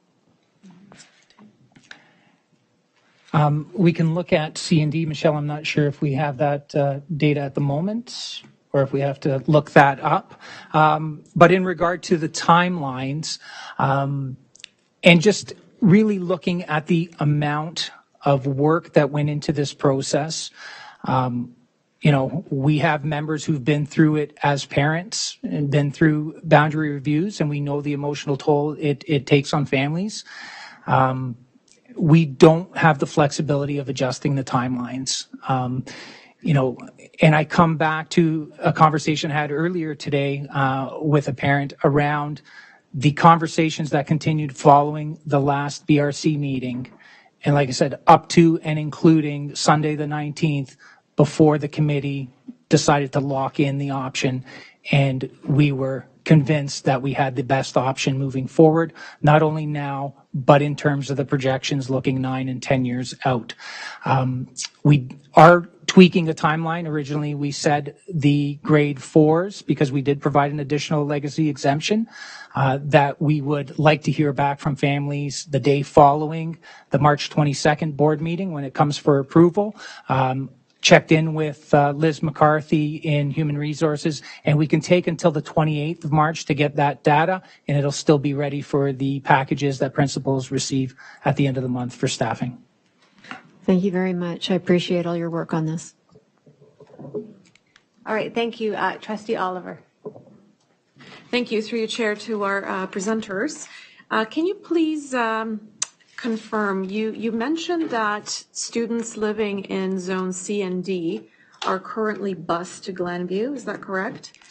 And is there a crossing guard up Plains Road? And I don't know what that road there is, but it's east of LaSalle Park, the main road that divides C and D on the map. Through you, Chair, to Trustee Oliver. Couple things about C&D. Yes, we have a bus going through there. Much of the feedback we received does state that families do like to either walk or ride to school. However, it is not our expectation. When we went to visit the areas, as superintendent of both schools, I would not expect those in C&D to walk or ride to Glenview. In terms of crossing guard, I'm not sure if we have that information or if we would reach out to Andrew, who is not here tonight. Thank you. Vice Chair Rocha. Thank you. Through you, Chair. I want to confirm what I heard. So currently, students in areas C and D are being bused. There's no one walking. Yes. So it's either they continue to be bused to Glenview or they will be bused to Maplehurst. Okay. There is a bus available. Some may choose to walk or ride, especially during the better weather, as was pointed out by delegates tonight. Okay, thank you. So looking at options 3 and options 11, what is the longevity of these two options? How long will each plan survive before they potentially will have to go for another boundary review? To you, Vice Chair Rocha, and to all trustees, it looks as though 2029, 2030 is where General Manager Thibault believes we will be reaching out to the ministry to look at whether that means additions to one of the current buildings or a new build, all of those factors. One major factor in that is building timelines with all the new development and whether they remain on schedule or whether they are delayed. But our best guess at the moment would be 2029, 2030 that would be having those discussions. And may I follow up? And is that true for both options? Correct. Okay. My last question is something one of the delegating groups mentioned this evening, and that was they raised the issue of families attending a school but not living in the area. What are we doing about that to ensure that only the families that live in the area do attend their designated school other than through optional attendance? Thank you for the question, Vice Chair Rocha. That did come up originally at the council meeting. I believe it was early December that General Manager Thibault and I attended. At that point, we did acknowledge that it happens in many schools and it is pretty difficult to uncover. And sometimes when we do go and ask our principals to investigate further, that families are able to, and one example I used is asking for a notarized letter, and families are still able to produce that. The delegates, because I also had a phone conversation with the delegates, and they are telling us that there is a list of names, and I said if we are provided with that list in conversation with the principal of the school, we would talk about reaching out to the families and having a conversation, just like we did in December at that council meeting around this is a very emotional time for all families, and it's a time where we really need to be honest with the school community, because in terms of enrollment, some of those families, I imagine, wouldn't be in the catchment for either school. So it is something that we would discuss as a team if that list is provided. All right, thank you. Thank you. Seeing no further questions, I just have one quick one. So it's regarding, I try so hard not to say that because I'm reminded I say that all the time. In the paper, you talk about legacy, which is the same as grandparenting, yes. Correct? So I'm just wondering, so in option 11, it seems that the legacy piece is limited. So could you explain that to me, please? I'm a little bit confused because of the higher number of people that are being relocated in year one, 90 in total. So does that mean that those students that are being relocated are younger? Or why are we not having the same legacy options as we do if we're going to option 3. To you, Chair Shuttleworth. In both options, the plan was to provide a legacy exemption for our current grade 5s to be able to finish up at Glenview. When we decided to move forward with option 11, seeing that a greater number of students were moving, we did take a look to see whether the current grade 4s could also be afforded that same opportunity to have the choice to remain at Glenview as a legacy exemption or attend Maplehurst. So option 11 was the only one where we were able to provide that. So hopefully that So there's answers. greater legacy options in option 11. Correct. Gotcha. Okay. I misread that then. Okay. Thank you very much. Seeing no further questions, thank you so much for your presentation. Trustees, this will be coming back to us in 2 weeks to be voted upon. So thank you so much. Excuse me, Madam Chair. Yes, Trustee Daniele. Yes, my apologies. As you know, I am working on a modified work schedule as I recover from surgery, and I made the commitment to be here for the boundary review as I do feel an obligation as the trustee on that. But if the record could show that at this point I am going to step away from the meeting, please. All right. Thank you very much, Trustee Daniele. The record will show that. Trustee Daniele, thank you so much for coming this evening. We really do appreciate your commitment to the board. Thank you so much for the understanding. Good night. Okay, we're going to move on. We're going to wait to call a recess till after the next item, just because I know most of the people here are for that. So we are now going to move on to item 5.1.1, which is the professionalism policy. And I'm going to pass it over to Director Ennis. Thank you so much, sir.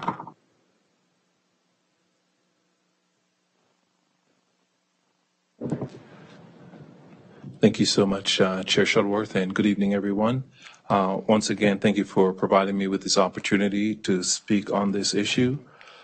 This evening, we are presenting a draft professionalism policy for trustee consideration and for the community. Policies are frameworks on which we build further procedures that become operationalized. I will be turning this over a little bit later to Superintendent Taha to speak in more detail about the draft policy. First, I'd like to acknowledge that our board has received a tremendous amount of attention on this policy, perhaps more than we have received in recent history. I want to also acknowledge that there have been threats against our students and our schools and our staff, and these have been distressing and heartbreaking. While we work hard with the police to ensure student safety, it is deeply upsetting for our entire community to watch as some individuals continue to threaten the very students they claim to stand for. We can disagree, but to threaten students and schools is simply unacceptable. It has not been easy, and in many instances, the personal attacks on members of our team, on trustees, on staff, has been disheartening. I've dedicated over 27 years of my life to education, and I can tell you that students has always been and continues to be at the very heart of everything that I do. We take our responsibilities to students very seriously. Since the moment that I've had the privilege of joining the Halton District School Board, I have been met with a community that has a strong sense of togetherness and a strong sense of belonging, where each student, as I visited schools, and I've been to almost 100 schools, a sense of belonging has always been paramount in our schools, where students and staff and those who are new to the community have told us that they feel that they are accepted and that they belong. That is a very proud moment for me as director and for us as a board when I visit schools. We take great pride in the inclusiveness and the compassion and the respect for human rights that our students and their families feel. We have done our very best to draft a policy that prioritizes education and the learning environment for our students. At the same time, we're holding firm to our values of inclusion, and I know that this board holds that in very high regard. I've always been proud of this board and continues to be for the great successes that we've enjoyed. Our academic achievements are among the very highest in the province of Ontario, and we continue to be a shining light across the province of Ontario. This is a true testament to the dedication and professionalism of the staff of the Halton District School Board. They have done that for years and continue to do that. As a father of 4, and as an educator who have worked with countless families, I genuinely understand the important roles that we have as caregivers and parents while students are in our care. I also know that parents want and deserve to have their voices heard, which brings me to the consultation that we have embarked on. Though through staff and trustees, this, I want to assure our community, is a very genuine and authentic process where we want to capture your voices to inform us on how the final policy will reflect. Since we have launched this consultation, we have had over 4,000 responses so far. I want to thank all of you who have taken the time to respond to the survey, despite the gradation and conversation that we had earlier. Your responses have been appreciated. We are listening, and we want to hear from you. And with that, I'll turn it over to Superintendent Taha. Thank you, Director Ennis. Good evening, Madam Chair, trustees, senior team, members of the public in the gallery. Thank you so much for the opportunity to speak tonight to the professionalism policy. In my brief comments tonight, I will touch on three aspects of this process. I want to speak briefly to the legal environment within which we're operating. The other theme or key aspect I want to touch on is the policy itself, some of its attributes and some of its structures or properties. And finally, I will speak to, as Director Ennis alluded to, the consultation process that we've engaged in. As the Board of Trustees has been previously advised by staff and legal counsel, we are currently, the Halton District School Board and school boards across the province, in the process of collective bargaining with our teachers' unions and education workers' unions. This process has not obviously reached its conclusion. What this means is that until new collective agreements are reached and ratified, we cannot alter the working conditions of our employees, be it teachers or education workers or non-unionized employees. So as a result, what you see before you, this draft policy is a policy that takes that very detail into consideration. So what the policy outlines is existing expectations, existing professional standards that reside and live in a variety of sources, such as the Ontario College of Teachers Professional Standards of Practice, expectations and provisions that exist in existing HDSB policies and procedures, expectations and norms that exist in case law, Supreme Court, for example, as well as ministry standards and statutory standards that already exist and that engage the employment relationship. So that's one key aspect of the reality that we work within which this policy is being developed, the idea that collective agreements have not been ratified.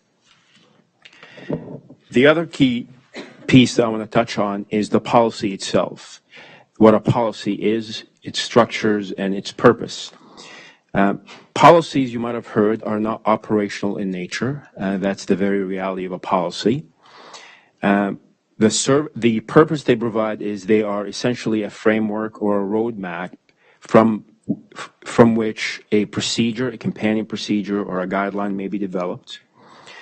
If you were to look at the HDSB policies that are listed on our board website, hdsb.ca, you will see that they are quite similar to the draft policy that is before you for consideration. You will see that there's the what and the why. And the what is enshrined in the objective section and the why is enshrined in the principles section. And this draft policy is consistent with those properties or attributes or structures. Now, should the Board of Trustees decide to pass this policy, and its final format or its final state will guide the development of an administrative procedure, which would outline the how, the when, the who, and the what. So essentially a policy, the final draft of this policy, will then guide us on how we operationalize that in a companion document, be it a procedure or a guideline. So those are, that's another piece of consideration that we need to be mindful of as we draft this policy and we go through this exercise. However, before we begin finalizing what the draft ought to look like, and before we determine whether the policy can stand alone or whether it needs a companion procedure or a guideline, we have to listen to our community members. We want to ensure that we have given everyone the chance to provide their feedback, i.e. our stakeholders, some of whom are in our gallery today. That includes Halton parents, students, teachers, and our federations and other stakeholders. As mentioned earlier, an electronic survey was launched on February the 24th, and some of the delegates have commented on some of the issues with that survey, and their feedback is well appreciated. That survey will close on March the 12th of 2023. We know it's important to our staff, and particularly to this Board of Trustees, to hear the voices of our community. We know that. We've heard that loud and clear, and to take into consideration their feedback when approving this policy and what it looks like in its final state, and any companion procedures that may be derived out of it.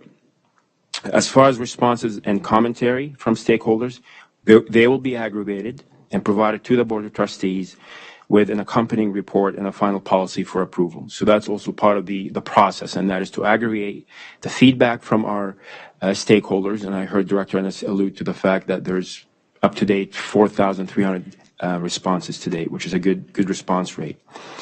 I want to close by saying that we always strive to have the highest standards and highest expectations for educators who work in the Halton District School Board.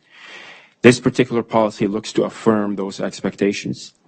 At the same time, as Director Ennis pointed out, it looks to prioritize students and balance an environment that is inclusive, equitable, and follows our principles of human rights. Thank you. Happy to take any questions. Thank you very much, Superintendent Taha. We do have a question. Vice Chair Rocha. Through you, Chair, to Superintendent Taha and Director Ennis, and to the public. I read the report. I read the draft policy. I do have many comments, but I'm going to start off with one, and I will let the rest of my colleagues here ask some questions. So I want to preface this by saying that having a professionalism policy isn't intended to be punitive, nor does it suggest that professionalism is a problem at our board. And on the contrary, upholding professionalism is a positive thing. HDSB staff are highly regarded, and as Director Ennis alluded to earlier, in fact, we are the highest achieving school board in Ontario, while being the lowest funded on a pure pupil basis. So what that means is we do a lot with a little. We do the most with the least. So while I'm glad to see that this draft policy indicates that we already have policies in place and regulators to hold staff accountable, can you explain how professionalism is currently upheld at the HDSB? So in other words, when staff members are unprofessional, what are we currently doing today, or what can be done to address situations where staff members are unprofessional? Thank you for the question, Vice Chair Rocha. Through you, Chair Shuttleworth, I want to thank you, Vice Chair Rocha, for acknowledging the great work of the staff and the professionalism of the staff in the Halton District School Board. We hold our staff in the highest regard. They have displayed the highest level of professionalism. And so there are moments, there are times when every school board will have to deal with an issue. And I know that we have the policies, the statutes, and the guidelines and principles and policies in place to deal with that when they arise. We have been doing that for decades. And so I'm going to ask the Superintendent Taha if he could speak with some more specificity to that question. Thank you, Director Ennis. Through you, Madam Chair, to Vice Chair Rocha. You're absolutely correct. There's an impressive inventory of policies, procedures, statutes that engage the employment relationship. Obviously, as we have indicated on so many occasions, and as Director Ennis pointed out, we have high expectations of our staff, our education workers, our teachers, our corporate staff, expectations of ourselves. Having said that, every situation is not clear cut. So with respect to how do we handle professionalism in the workplace, every situation requires its own analyses, its own adjudication. And which is why the work is complicated, and which is why our procedures have to be well thought out. So again, we hear the concerns of our community in this case with respect to a professionalism policy. We take the feedback of the community into account, and we will report back to you in terms of what this means in terms of a new policy and possibly a companion procedure. But in terms of your question as to what happens currently in the system when issues arise, again, there are existing policies, procedures that we can point to, and existing steps and mechanics by which staff engage the board with respect to this conduct and how we adjudicate it.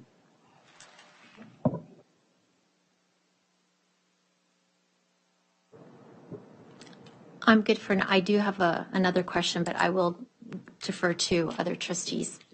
Okay. Trustee Zhang. Okay. Thank you, Madam Chair. Through Chair to Director and the Superintendent. So I want to discuss a question about the inconsistent information from the report 23037. So this is the report we are doing presentation today. So on the report, page 2, it says, as an employer, the HDSB has the authority to take a reasonable measure under the management rights and the provincial code and conduct, the PPM 128, to create a professionalism policy. So that means we have the rights to create such policy. And on the same, in the same report, it says, on the same page, it says, the Board of Trustees has been advised by the staff and the legal counsel that adopting new policy during the period of statutory freeze period under the Labor Relations Act, so they will have a legal challenge. That means we may not have the rights to create such policy. So that's this is inconsistent information from the same report. And on the same page 7, I found this, and in the section financial impact, it says the financial impact of the policy is unknown at this time due to a number of challenging factors, including but not limited to the current statutory freezing period under the Labor Relations Act. So above statement from the same report says both the board has the right, we can, and probably we cannot create a professionalism policy. So this is inconsistent information from the same report. And that gives me two questions. So the question one is, does the board, as an employer, has the management rights? Because at this time, we already have a draft of the policy, but it seems to me our human resource management still have not confirmed we have the rights to create such policy. And the second question, since every new policy will affect and the following procedure will affect how the employees to perform their job. So that means if we have a concern about the freezing period, but because we renew the contract every 4 years, and does it mean between these 4 years, the board has no rights to create any new policies? Thank you. Thank you, Trustee Zhang. Director Ennis? Thank you, Chair Shuttleworth, through to Trustees Zhang. I wanted to just add a couple of pieces to the previous question around the, what do we do right now, and what statutes do we use to respond to issues of professionalism today. We have the Ontario College of Teachers. Has professionalism standards. We have the Education Act. We have our Code of Conduct. We have respectful workplace policies. And I could go on. There are a litany of different policies and statutes that we can use in order to address issues as they arise that we have been using, once again, for decades. But I'll turn this over to Superintendent Taha with respect to management rights and the statutory freeze. Thank you, Director Ennis. Through you, Madam Chair, to Trustee Zhang. I think the report outlines that during a statutory freeze, so the idea that when collective agreements have expired and they haven't been renewed, management, well, yes, you have management rights, and those rights are enshrined in existing terms and conditions of employment, and you have every right to exercise those rights. During the period until a new collective agreement is renewed, you cannot create new rights. And so this is what this policy speaks to. This policy is a composite of existing rights, if I can term it that way. So we're not creating, well, it is a new policy in the sense that, it's a new document that we have developed, but its content is not new. So it's in that sense, it survives the statutory freeze, or in our opinion, it does.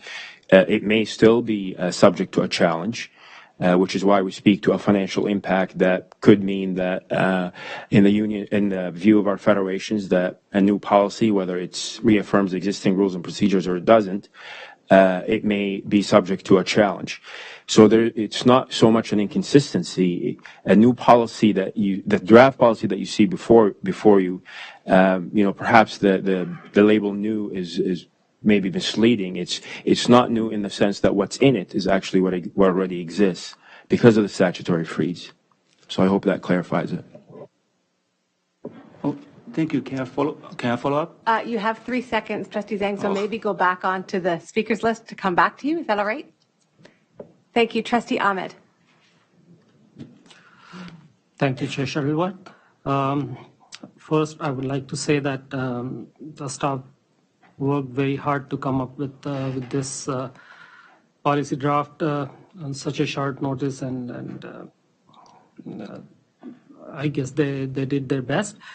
I have few comments and a question to Superintendent Taha.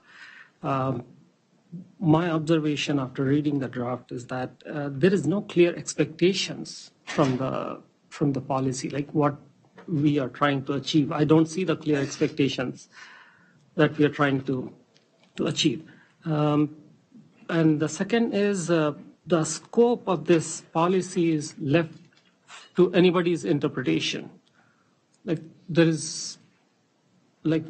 scope is completely open. Anybody can interpret this in any way.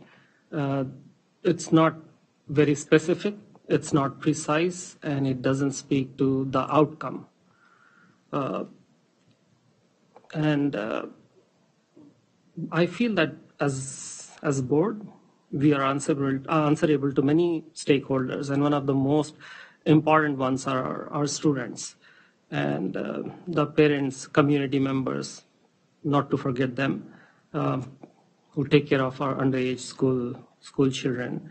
And as per the Education Act, our responsibility is, as Board of Trustees, is to implement the policies and implement the procedures. So the procedures is for the operations. So create and implement the policies.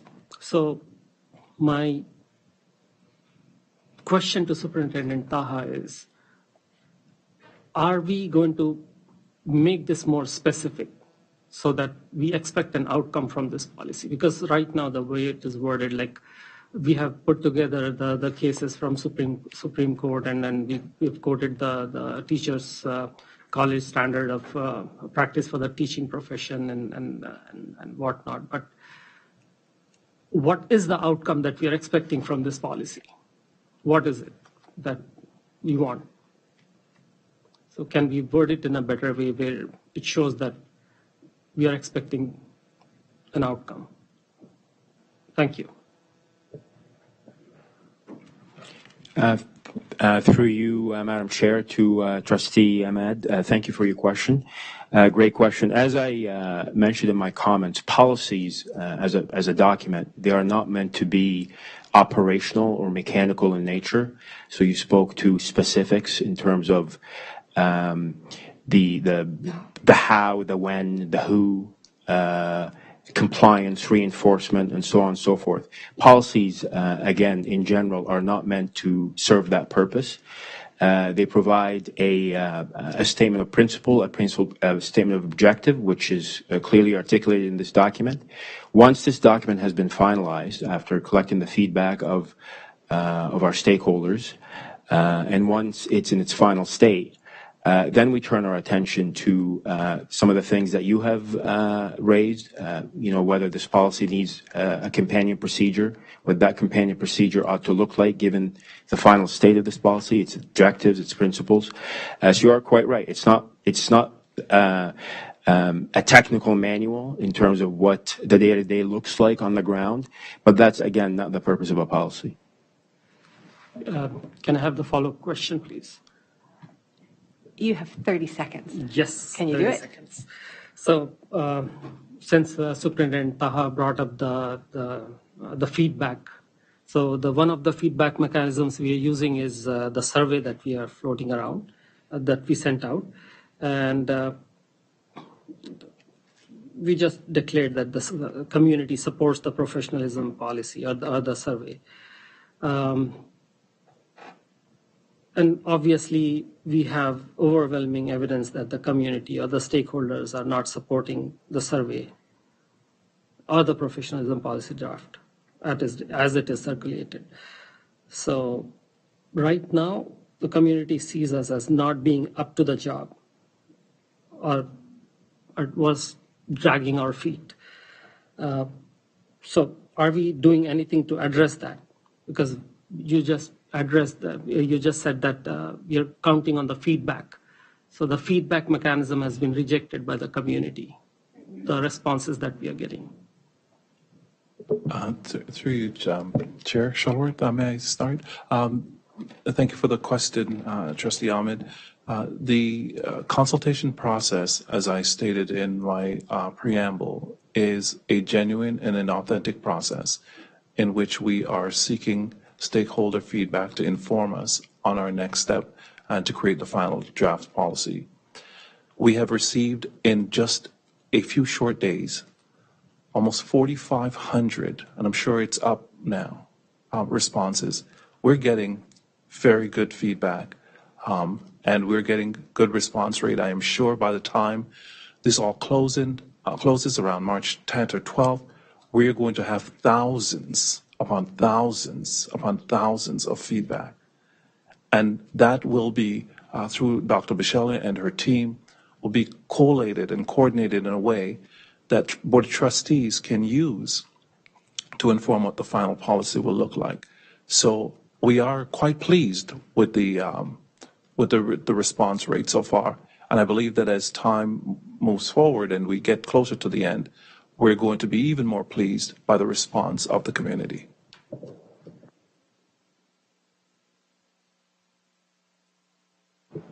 Okay, Trustee Collard. Thank you. I have a couple of things. For starters, I was hoping that we could get hyperlinks on all of the reference materials that are in the draft policy so that people in the public can easily find what those things are. I was also hoping that you could let me know when it comes to operationalizing this and developing an operational procedure for this, do you foresee any difficulties in actually enforcing this policy? And if you could just give some examples of ways that you might find that this policy might be difficult to operationalize. Through you, Madam Chair, to Trustee Collard. At the risk of repeating myself, I think we will be able to identify those challenges once the final state of this policy is achieved. What I can say to you, however, is, we've stated several times that what exists in this policy, some of the provisions and the language and the expectations that exist in this policy are provisions and standards and language that we have relied on to hold, where necessary, employers accountable in terms of whether their conduct meets those standards. So we're very familiar with the language and how it translates into how you engage with staff, how you engage with students. Human resources and human behavior is sometimes complex. Well, maybe not sometimes, always is complex. But we do have the training, do have the experience, the knowledge, and the skills to translate those provisions into practical expectations on the ground. But again, it wouldn't be fair for me to comment right now to say that this policy will not present any problems, or will it present problems as far as enforcement. But we'll turn our attention to that once it is in its final state. I think we'll have a better idea as to what companion procedures ought to be derived from it. But again, the language that exists in this policy is language that we deal with on a day-to-day basis. The Ontario College of Teachers, the Education Act, and so on and so forth. So we're very familiar with how that language in the abstract engages on the ground behavior. Thank you. May I have a follow-up? Yes, you have 2 minutes left. Yes, it's probably through you to Director Ennis. We spoke earlier this evening about ensuring that school councils would have input. Is there going to be similar discussion points made available to the principals and the school council chairs to ensure that each school is given enough information to have a rich conversation about this during the month of March?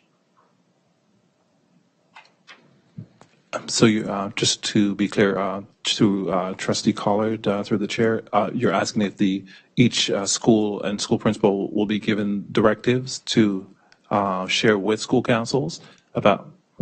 Yeah, to ensure that every school is getting the same information, will they be given information kits or packages so that they can discuss this policy with their school councils in somewhat the same fashion from school to school, so that school A is getting the same information as school B, as school C, because you want to make sure that the feedback we're getting from school councils is based on a baseline that's common amongst all schools?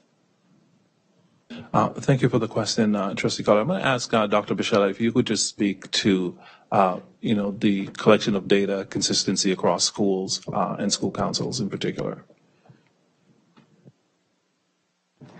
Thank you very much for the question. So in terms of school councils, as I mentioned earlier, the chairs and the co-chairs of each school council have been emailed a process.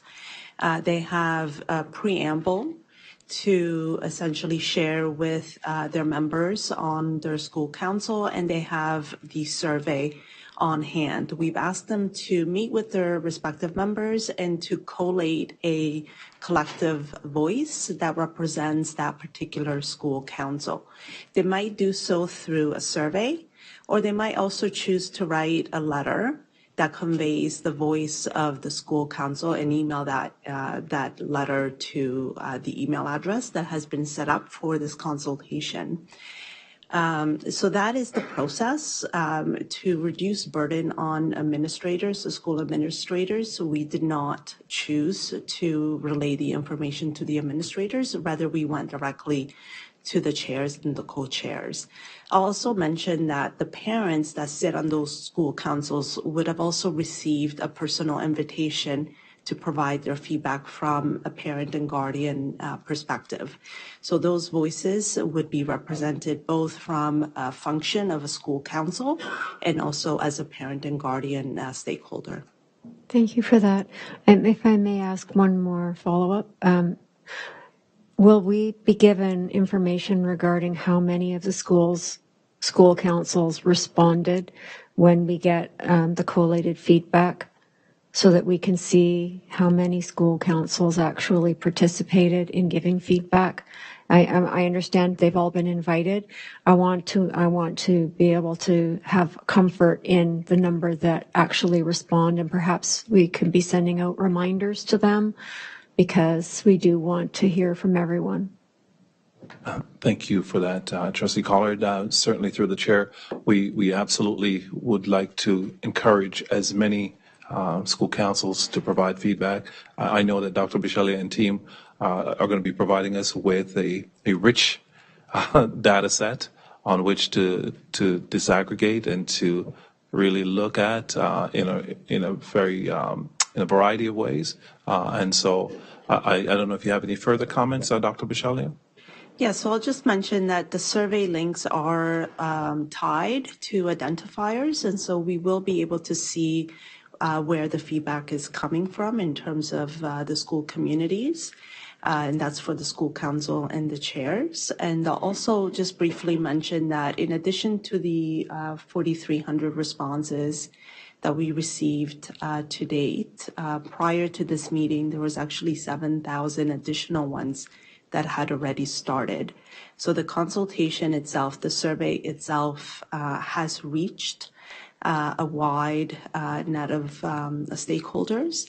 And in relation to some other consultations that we've done in the past and that we currently have, for example, the budget survey consultation, this is a much higher participation and much stronger interest.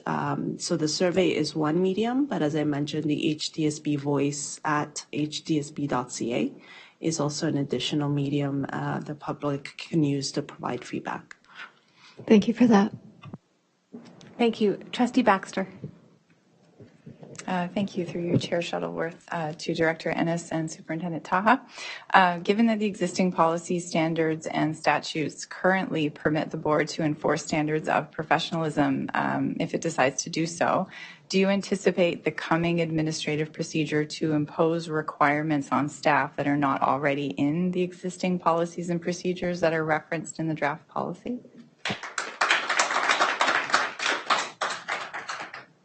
Director Ennis. Thank you. Through the chair to Trustee Baxter.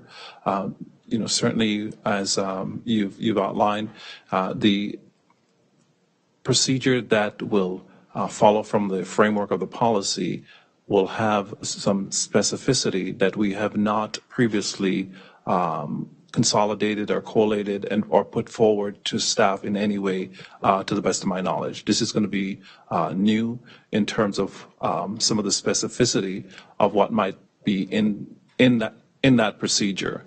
And so, while the policies are from existing policies, the procedure does not exist currently and would represent something new to staff.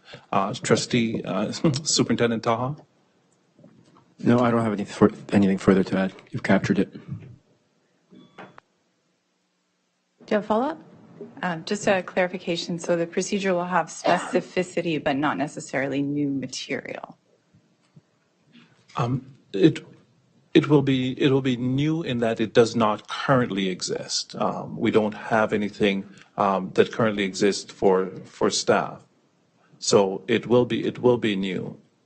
And it would, as a procedure, it would also be more specific than the draft that trustees and community are looking at the moment. Does that help? Okay. You could try one more time. I guess I was just asking about the content, not necessarily, will there be content in this procedure that is not currently existing as content in other standards, policies, procedures, statutes? Sorry. Thank you, Trustee Baxter. Through you, Madam Chair. It is possible, but again, we have to see what the final state of this policy is if the policy passes. So it is possible that procedures may be brand new in content or brand new in format, and it's possible that they may not. And that's, have been, our commentary throughout. So I hope that clarifies your question. Thank you, Trustee Baxter. All right, Trustee Zhang. Thank you, Madam Chair. So we had a lot of discussion about should we have the policy? Can we have a policy? Or what should be covered in the policy? So a lot of those questions. Actually, because the school board operation is under Ontario Education Act and related regulations. So I'd like to read one paragraph from the regulation 128. All students, parents, and teachers and other school staff have the right to be safe and to feel safe in their school community. Within the right comes the responsibility to contribute to a positive school climate. To foster a positive school climate that supports student achievement and well-being, school boards should focus on prevention and early intervention strategy to address inappropriate behavior. So to address inappropriate behavior is not a requirement. This is not just something we should do, we can do in that discussion. This is a legal requirement. This is our legal obligation to do it. Thank you.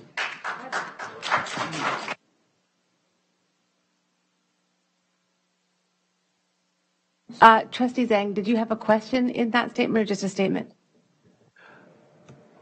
I have no more questions. This is just because I just want to give everyone some, the board, we need to have confidence to do a policy, to create a policy to address the inappropriate behavior. This is as the strategy is mentioned in the PPM 128. Thank you. Thank you very much, Trustee Zhang. Vice Chair Rocha. Through you, Madam Chair, to Superintendent Taha. Trustee Baxter, in a roundabout way, asked my question, but I'm having a hard time understanding something. If this draft policy is a collection of existing policies and procedures and regulations and whatnot, and earlier on you indicated when I asked, what do we do today when staff members are not being professional? You indicated that every situation is unique and every situation gets addressed uniquely. So if this draft policy is a collection of existing policies and we already have procedures in place to address unique situations, what is preventing us from passing this policy today as it is written and creating an accompanying administrative procedure? Now, not us trustees, but the director.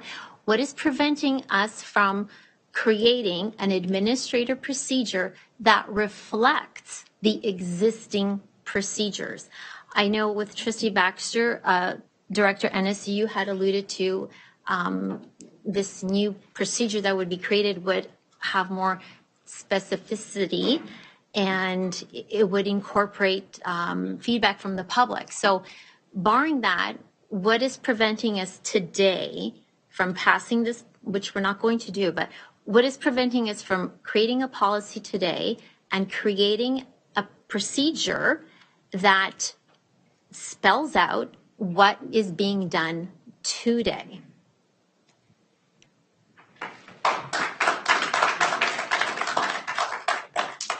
Through you, Madam Chair, to Vice Chair Rocha, the short answer is nothing's preventing us from creating a procedure that speaks to existing provisions, given that what exists is already enshrined in other procedures to operationalize that. But in essence, that would be a duplication of procedures, if I understood your question correctly. So your question was, if this policy is an affirmation of existing policies and procedures, why not create a procedure that consolidates all these procedures? Did I understand you correctly? The answer, I wouldn't know what the purpose of what purpose would that serve? So I guess my understanding is we don't have a procedure in place that addresses lack of professionalism. So if I'm wrong, please let me know, and please share that procedure with me. But it was my understanding that we didn't have a procedure, and we're being prevented from creating a procedure because of these statutory freezes. So my ask is, if we do have procedures in place, where is that procedure?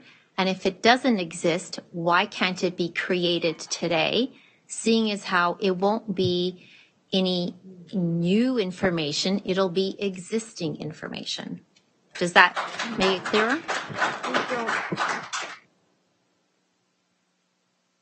Through you, Madam Chair, to Trustee Rocha, what prevents us from creating new procedures is the very fact that collective agreements have not been renewed. So if we are to create a procedure that defines professionalism as something entirely different than what exists today, how it is defined today, then we will be prevented from doing that. If I don't know if I can be any clearer without,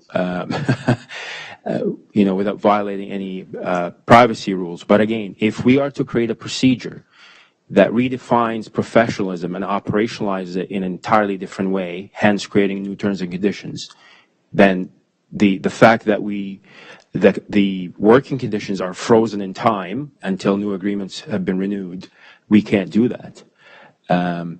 So again, as I said, there are existing procedures and policies that allow us to speak to conduct of employees or anyone for that matter. It applies to all those who engage the board. It all depends on, again, not every case is clear cut, not every situation is identical, which is part of the challenge in operationalizing what professionalism is. May I follow up? I have 14 seconds. So I understand what you're saying about creating a new policy and a new procedure because that goes outside of statutory freezes. What I'm asking is there anything preventing us from just documenting what we do today? And I'm run out of time. The answer is no. Nothing prevents us from documenting what exists today. I hope I understood what you're saying. Yeah, so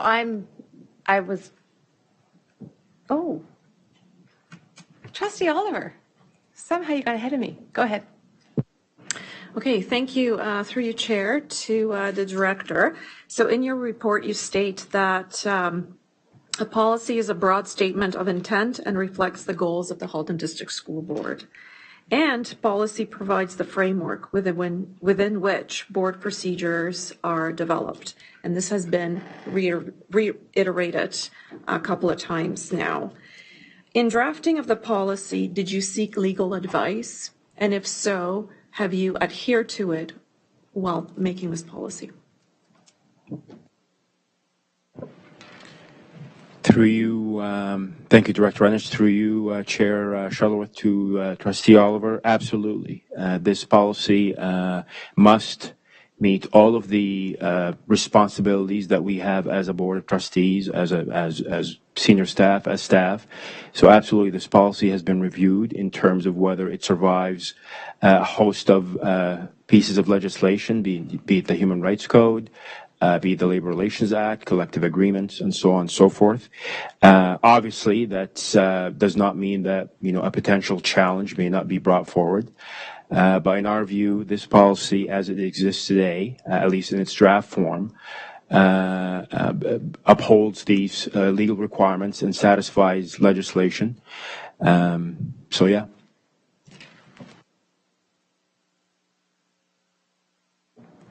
Thank you. So I thought I was going to beat you, but I wasn't. So as I'm first-time speaker, I was going to leave it to let everybody else speak. But I just had, following up on Vice Chair Roche's piece, what my question is sort of in short form, is if these policies are not new, how does the statutory freeze impact them? Because they're already existing. Through you, Madam Chair, to trustees, there is no impact for the very fact that they're not new.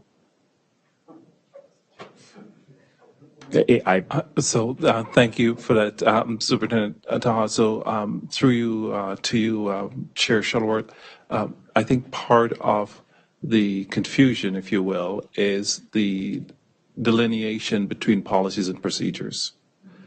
And I think once we understand and we're able to demarcate what is a policy and what is a procedure, I think it makes all the difference in the world in our understanding. And so I think that the policies are not new. The sort of consolidation of all of the various statutes and regulations, those are not new. What would be new would be a procedure because it doesn't exist at the moment. Okay, so again, just bear with me. So if there are policies that are in place that aren't new, procedures are put in place to follow the policies or to enact the policies. So if we don't have procedures to enact the policies, why would the policies be there?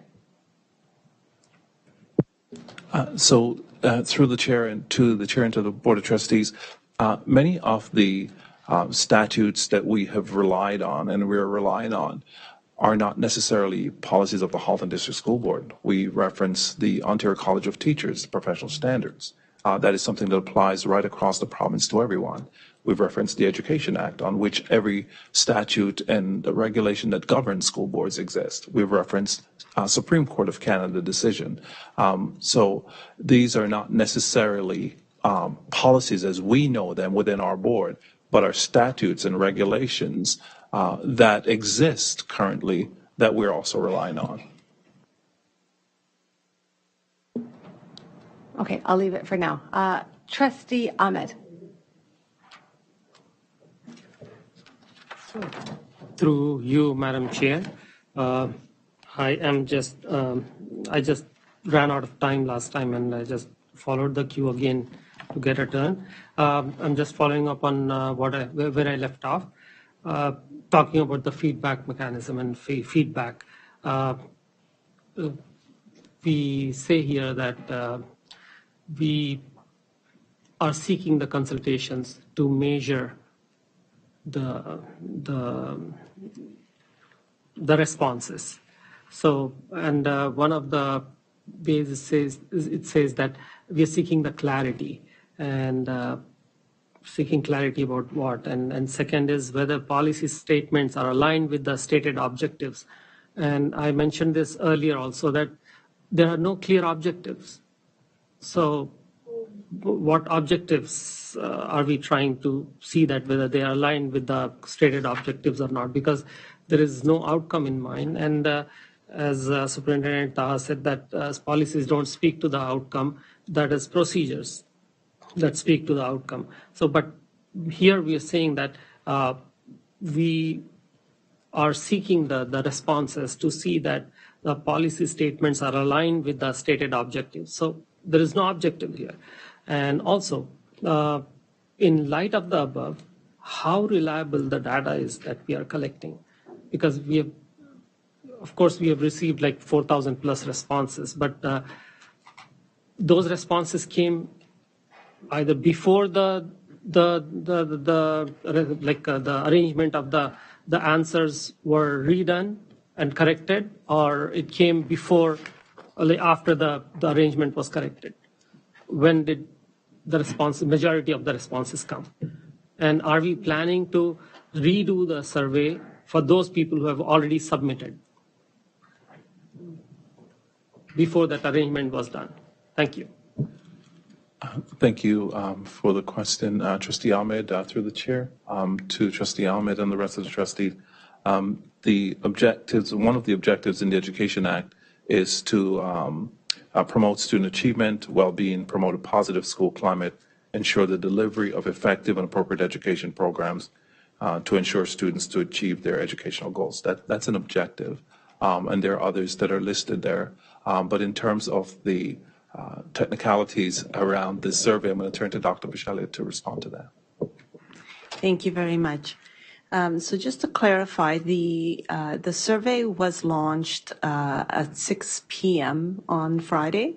The error was detected mid-afternoon on Saturday, and it was corrected in the evening on Saturday.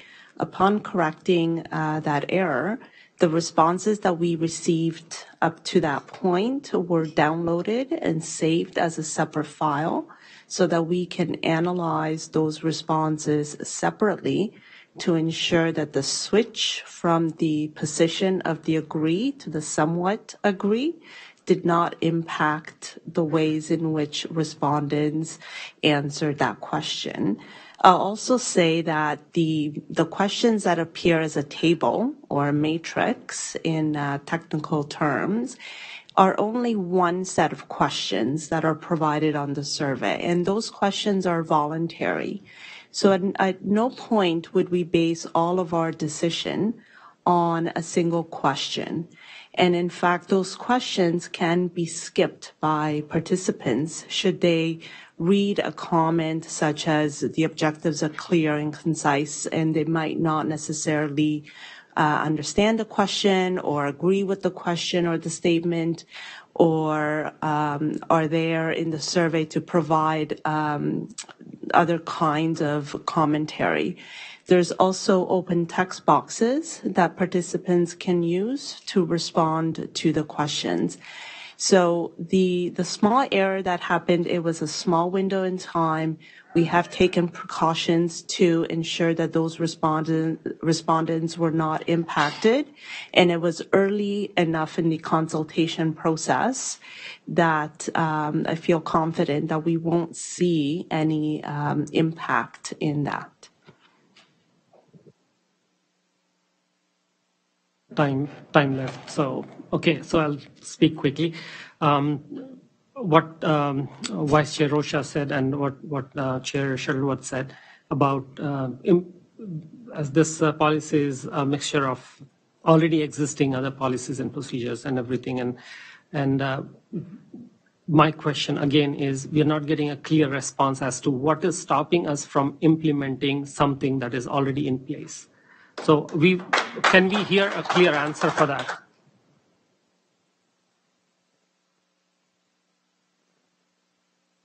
Through you, Chair Shuttleworth, to Trustee Ahmed. Again, the simple answer to your question, at the risk of oversimplification, is that nothing is stopping us from enforcing existing provisions, existing definitions of professionalism, existing conceptualization of professionalism. If I can just remind the gallery, you've been so good. Please try to keep your comments inside your head. Thank you.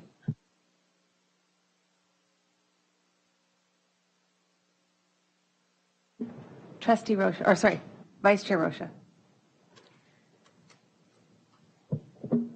All right, this is my third question, so it has to be my last question. I Through you, Chair.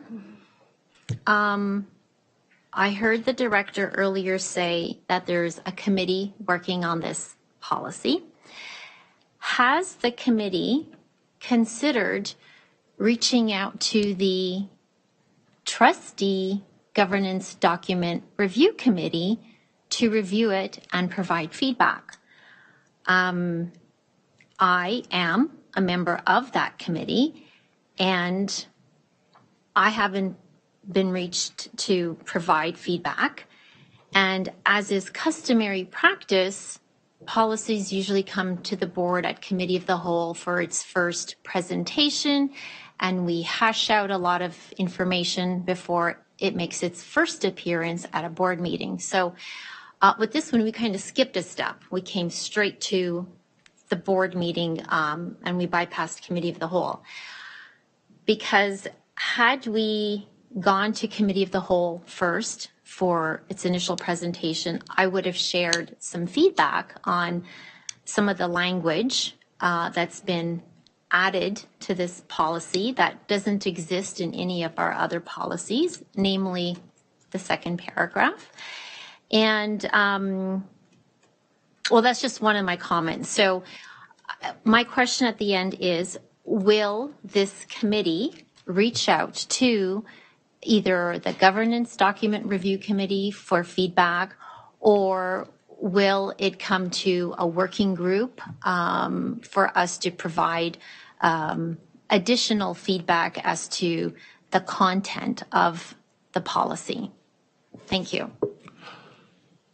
Through the chair to Trustee Rocha, we are absolutely in agreement and alignment in supporting this document through the governance committee. We are happy to do that.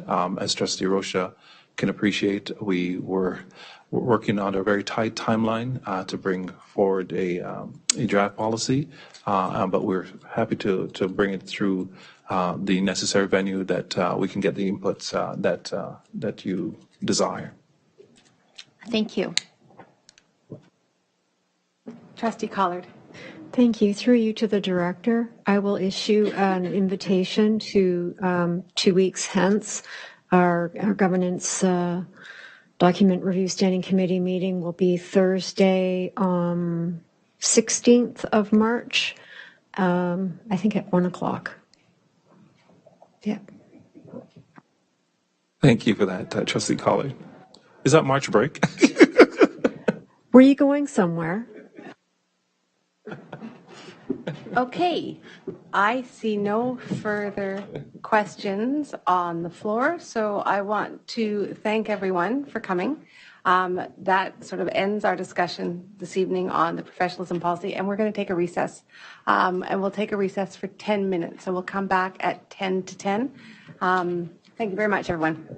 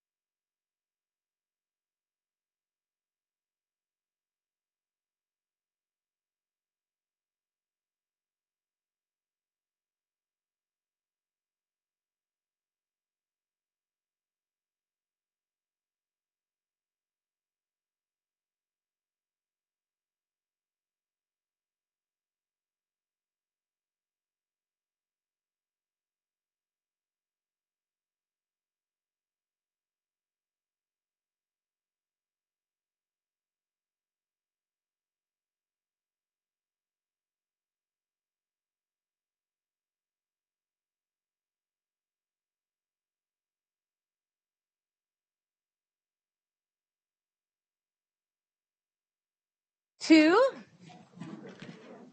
item 4.0, ratification and action items for this evening.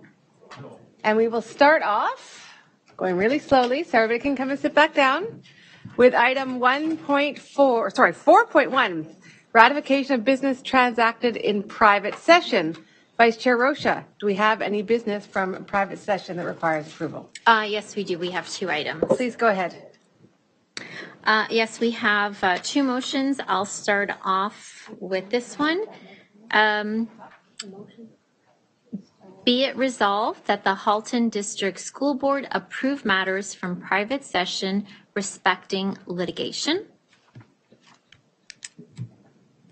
And Trustee Oliver, would you like to second that motion? I'll second.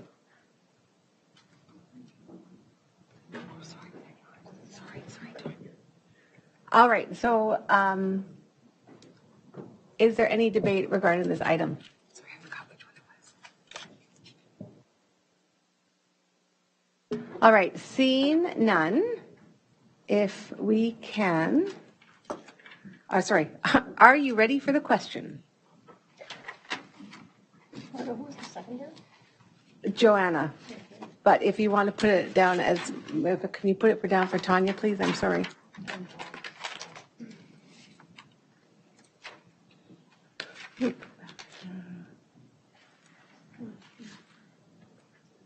Oh.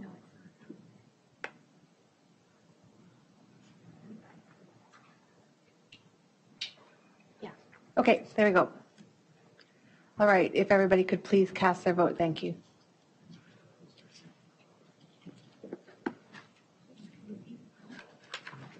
I don't think they can. Oh, I think, so Trustee Amos? Wonderful, and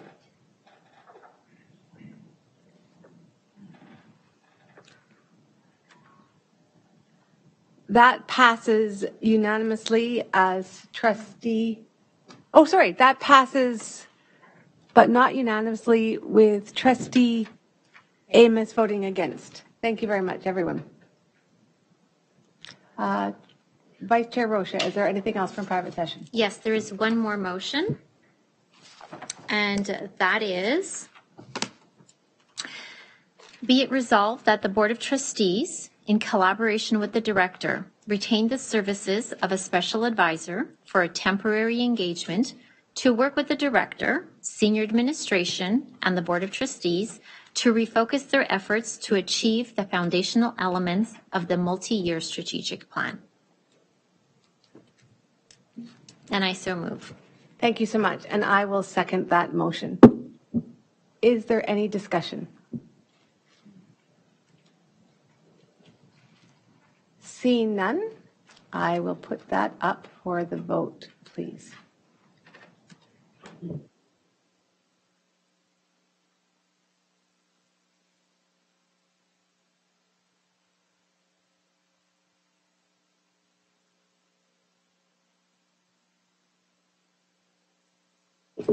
Trustee Amos? My apologies, I can't find my crest on right now. I'm against. Okay, thank you.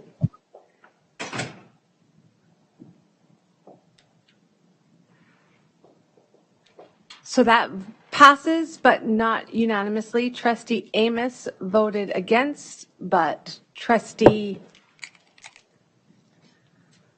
Ahmed, Zhang, Gray, Collard, Shuttleworth, Baxter, Rocha, and Oliver are all in favor. Thank you very much. Vice Chair Rocha, is there any further information from private session? There are no further items at this time. All right, thank you very much. That brings us up to item 4.2, action items for March the 1st, 2023. And we start off with item 4.2.1, the appointment of an external auditor for the 2022-2023 fiscal year, report number 23036. Trustee Collard, would you like to speak to this before the motion goes on the floor? Yes, at the last audit committee meeting, this item was discussed and passed unanimously. All members of the audit committee voted in favor of this motion. If you have any questions regarding this report, please address them to Superintendent Nogoy, as she is the superintendent responsible. All right, thank you very much. So I'm going to put the motion on the floor. Be it resolved that the Halton District School Board authorize the appointment of an external audit firm, Deloitte LPP, to perform the annual financial statements audit and agreed upon procedures report for the 2022-2023 fiscal year at a cost not to exceed $85,200 plus HST. Trustee Collard, would you like to move this motion? Yes, please. And Trustee Rocha, would you like to second that motion? I would. Is everybody ready for the question?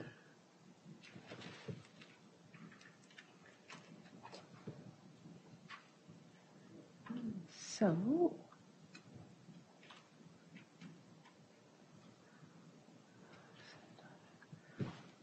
if everybody could please cast their votes, thank you.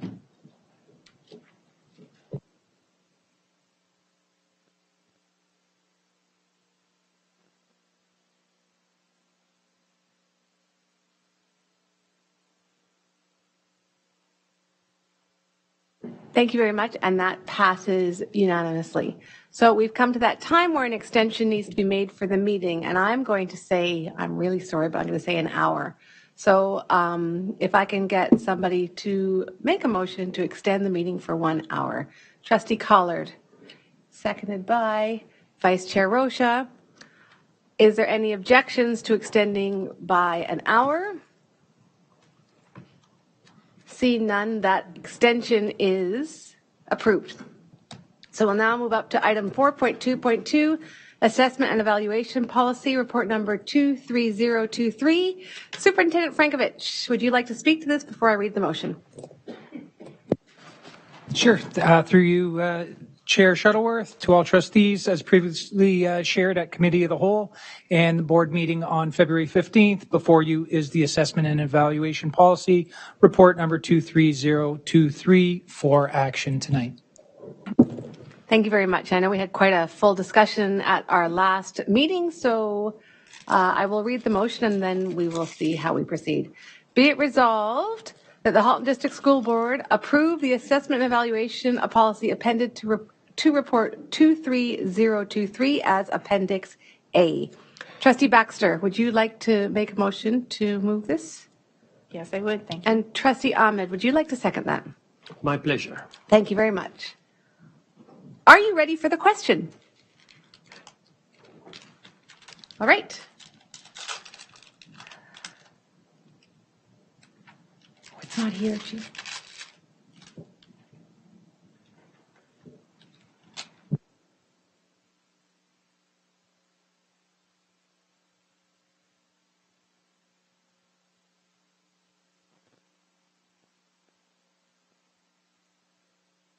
Just one moment, please.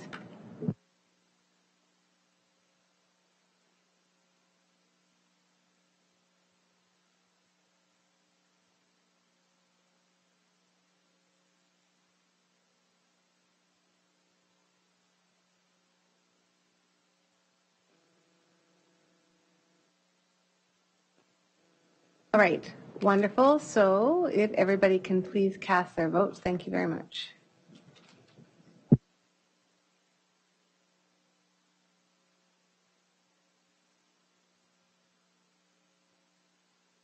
Thank you very much. Thank you very much to Superintendent Frankovich. That passes unanimously. Okay, that brings us up to item 4.2.3, Georgetown Boundary Review, report number 23024, Superintendent Podreberic, Fowler. I'm not sure who is here in place of, there we go. Oh, Lorene? Choi is here. Thank you very much. The floor is yours before I read the motion. Good evening. Through the chair to all trustees, we're bringing for action decision tonight the Georgetown South boundary review. Just by a reminder, option 5 is the recommended option, is unanimously brought forward by the Boundary Review Steering Committee and the BRC itself. There's consent. Option 5 is the best, and that's redirecting a small portion of the Gardner catchment to Silver Creek and brings long-term stability, achieves the maximum impact that we're desired for the community, balancing enrollments, stabilizing them for the long term. Happy to take if there are any outstanding questions, but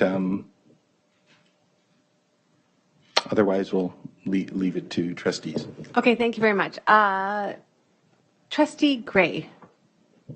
Yes, I'd just like to let my fellow colleagues, trustees, know here tonight that I would be in support of option number 5.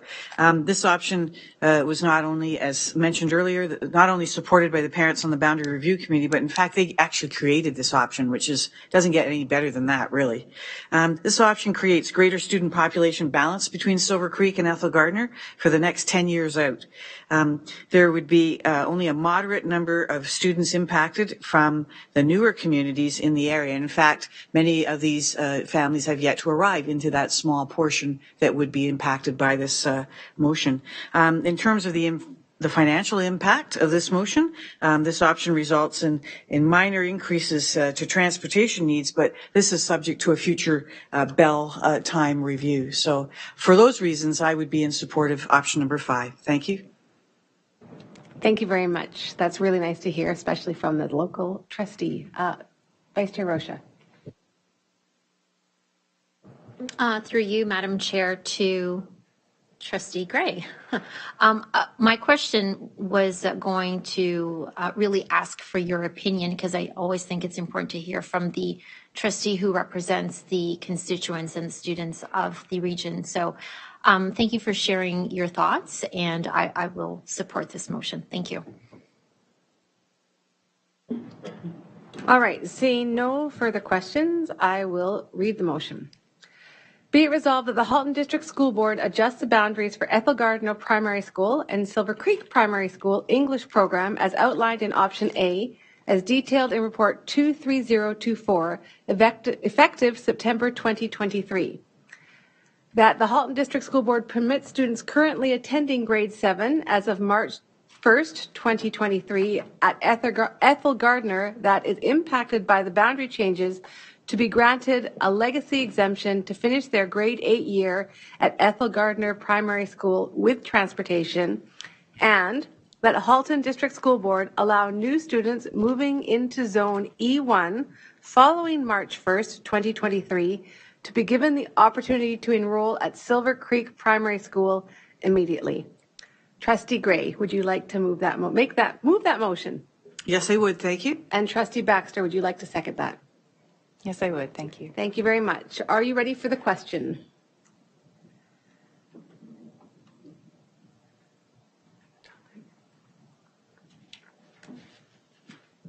All right, please cast your votes. Thank you.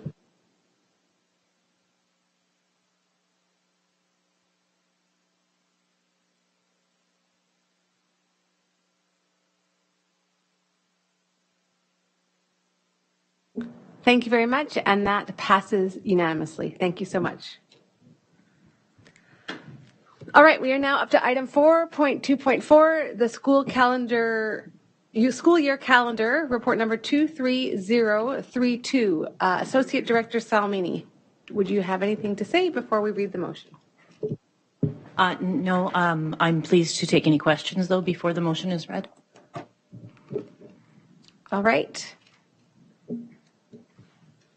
I will read the motion. Be it resolved that the Halton District School Board approve the summary of the statutory and board's designated holidays and professional activity days for the 2022-2023 school year as recommended through consultation with the School Year Calendar Committee. Trustee Baxter, would you like to move this motion? Yes, I would, please. And Trustee Ahmed, would you like to second that? Yes, I do, please. Wonderful. Are you ready for the question? All right, please cast your votes.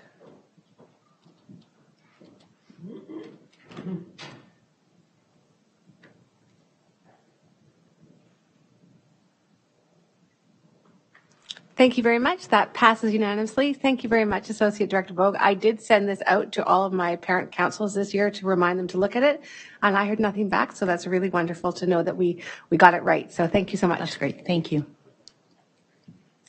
Okay, that She's brings... much better looking than Associate Director Bogue. Oh my goodness, did I really?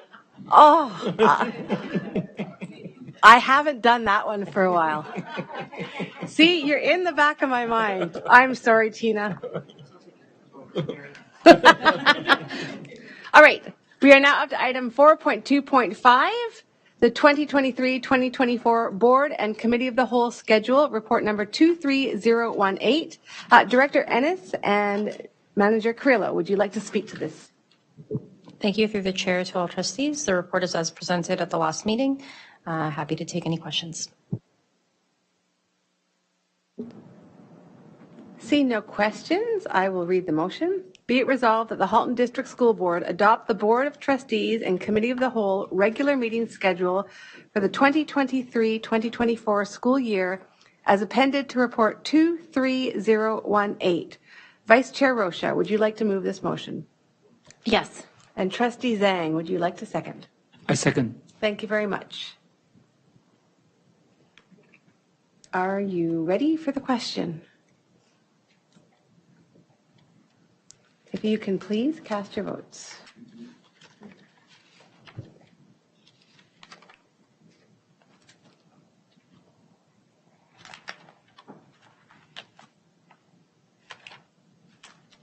Thank you very much, and that again passes unanimously. Thank you very much, everyone.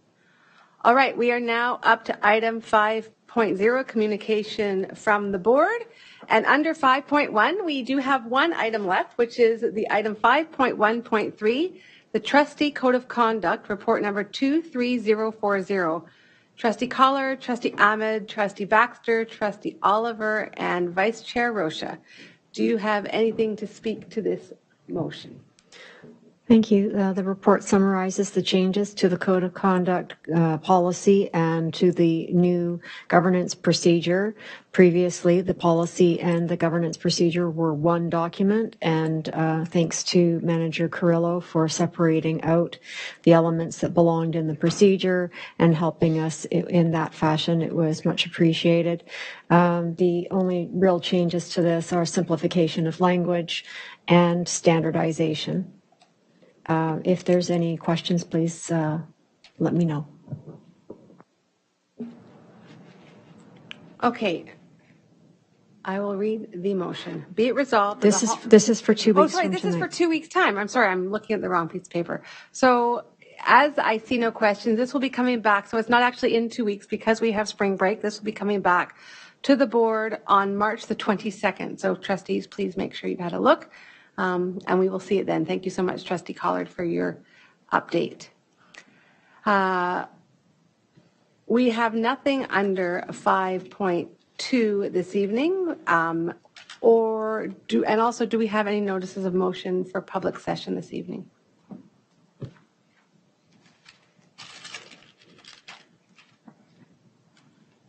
All right, seeing nothing, that brings us up to the director's report. Director Ennis, I'm going to pass it over to you because all that is there is item 5.4.1, which is other. Thank you so much, Chair Shuttleworth. You will have seen the director's report update. There are plenty of items on there. Thankfully, you have them for your perusal and at your leisure. We have the first item is the environmental leadership that I spent time with this week, engaging with staff on the environmental leadership project. Which involves teachers from secondary and 3 elementary schools. It's a collaboration with the Eco Clubs, the Community Pathways, the ESL programs, French as a second language, and other programming. The PD was for capacity building in terms of the environment, and I had a wonderful time with staff that day. We have and acknowledge the winter walk days earlier this month. The HDSB had the opportunity to join family from Irma Colson as they took us on a walk and a walk to school journey. This day aligns with the HDSB multi-year plan on environmental leadership. As you know, Irma Colson was a school that we highlighted last year for their first sustainable outdoor playground.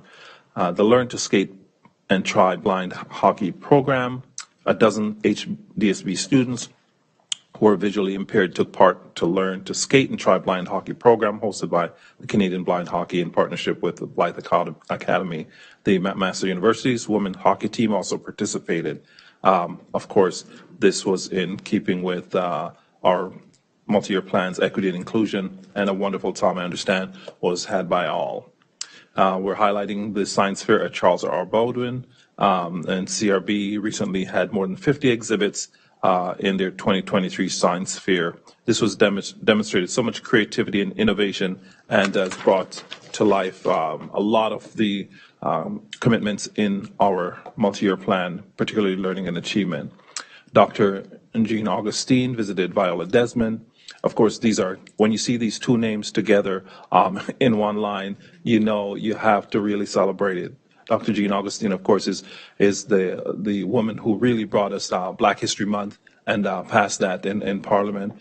And Viola Desmond, of course, is iconic for her stand. So this was just a fantastic event at Viola Desmond. Staff media profiles. I won't go into this one too much. We've seen this one before, Ashley Stevenson, and the great opportunity that she's been given. It's a proud moment for HDSB. I'm sure many of us caught her online. Superintendent Dean Barnes, this one I really want to highlight. Of course, many of you don't know that he really is a hockey star and has been consulted widely by the Hockey Hall of Fame and other hockey organizations because he has collected the rookie trading cards of every Black player who has ever made it into at least one game in the NHL. So thanks, Dean, and congratulations on the work that you have done. And Dean takes the opportunity to share his great collection and his work across the country. The Halton Skills Competition, some trustees were there. I saw Trustee Oliver this morning and many others I know were also there. Wow, what excitement, what energy. The room was full of students from grades 4 to 8. It was just an amazing, amazing event. And this was the first time, I believe, in 3 years that they were together in person. Just to see the creativity, the ingenuity, everything that was going on. We were just so proud to see the students from across our district participating. Serving breakfast, of course, February in support of Halton's Food for Thought. Trustee Baxter and I were at Oakwood and had a fantastic time with students. And I know many of you in the room were at different schools across the district and just having a wonderful time. Just so supportive of our students and our families. So I want to say congratulations to all. There was an event that many may not have heard of called Exploring Us event. I was happy to be a guest at the Human Rights and Equity Department organized Black History Month event at Elsie McGill. We had over 120 students who identified as Black. They were supported by their core schools. And, one of the exciting pieces there, we saw Miss Elsie Harding Davis, who gave the keynote address, and we were just in awe of her because she is a seventh generation Black Canadian who was honored in 2022 as one of the most 100 accomplished Black Canadian women, Order of Canada recipient. And just to hear her story and the story of her family coming to Canada and being here for hundreds of years is fascinating. Students got a chance to engage with her and to explore core elements of Black cultures. It was pure joy to see the students, to see how engaged they were and motivated they were in moving to their preferred pathway. And last but not least, as a part of the United Way campaign that we participated in this year as a board, we have Jack, who's a grade 12 teacher at Burlington Central, and tomorrow I get to teach grade 12 calculus and vectors because he won the campaign to have the director work for half a day. So I thought it was going to be a grade 3 class, but no, grade 12 calculus and vectors. So I'll be there tomorrow morning. And with that, trustees, I want to reassure you and everyone that there's so many great things happening across our district that we ought to be proud of. And so with that, I rest. Thank you very much, Director Ennis. Does anybody have any questions for the director at this time? Seeing none. So I'd like a report card when you're done teaching calculus. I'll ask the students. Thank you very much. So that brings us to communication from the chair, of which there is one letter attached to the agenda, which is the WRDSB letter to the minister regarding transportation funding and concerns. You can find that in your package. 5.6, do we have any committee reports this evening? Trustee Gray. Yes, hi. Just almost a nil committee report, and that is the Inspire Ad Hoc Committee. We've been gathering up dates where we could come together as a group, but we are not landing on any commonality. Goal achieved. Yeah. Okay. So is that Siri? Yeah. So goal achieved. No meeting. So Naveed is aware that I'm still trying to work that out, and it's with the sensitivity of being able to involve our two student trustees, but at the same time involving Susan Thrasher, who is just so instrumental to this whole process. So more to come. However, as March 22 looms, and we have Inspire Awards, I believe, on the agenda that night. Of the 12 that will be receiving in this cycle, 6 have chosen to be receiving it here at the board office. And so I will engage in a conversation with the chair and vice chair as to how that could look and how fast and expedient we could make it take place. Okay? And I also have an OPSPA Board of Directors report. I was at the meeting on Friday and Saturday of this past weekend. Donna Daniele was there as a member of the executive as well. There's some information flowing to you in the days ahead as the minutes come out from those meetings. They were very, very informative. But one of the good things that came out of it, and I want to pass this along to the chair and vice chair. I only got one copy, but perhaps the director has copies in his office. This is a document. Let's put our heads together 2022. It's coordinating our efforts to improve mental health and well-being for Ontario's children and youth, put out by the Coalition for Children and Youth and Mental Health. And it's just a fabulous document. I'm sorry that I couldn't have gotten one for everybody. They were very stingy at the distribution center for this and only gave us one for our board. So I'd like to pass it to the chair and vice chair, who probably will then circulate it accordingly. Thank you.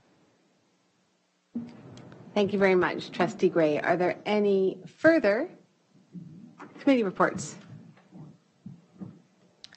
Seeing none, that brings us up to trustee questions and comments. Are there any further trustee questions and comments for this evening? Trustee Amos. Thank you. Piggyback on what the director said earlier, I was today at the skills competition, and there was over 640 students, and what an amazing experience, especially since it was the first time in 3 years. And I just wanted to share something. I'm just hoping you'll indulge me. It's only 1 minute.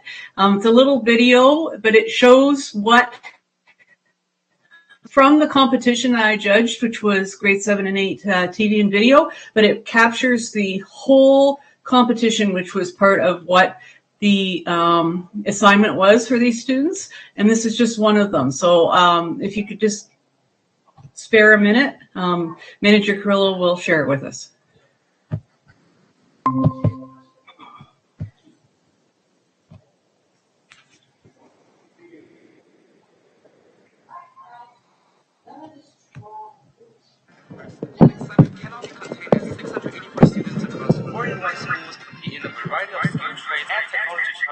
In the 31st Elementary Halton Skills Competition. It is heartwarming to see everyone here. It's exciting. It's so real to see that they're excited about the competition. Well, I think innovation and helping kids to find their pathway and develop skills is a part of Halton Mission, and this is a great opportunity for students to do that.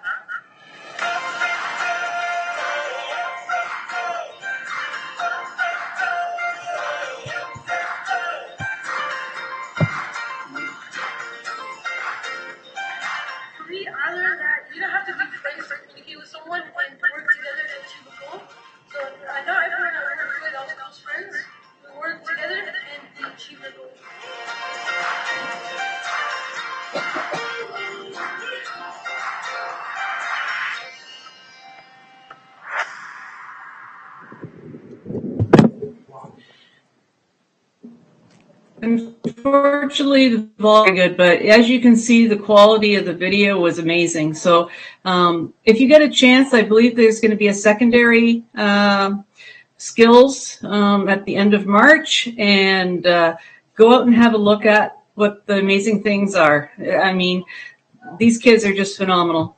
Thank you. Thank you, Trustee Amos. Vice Chair Rocha.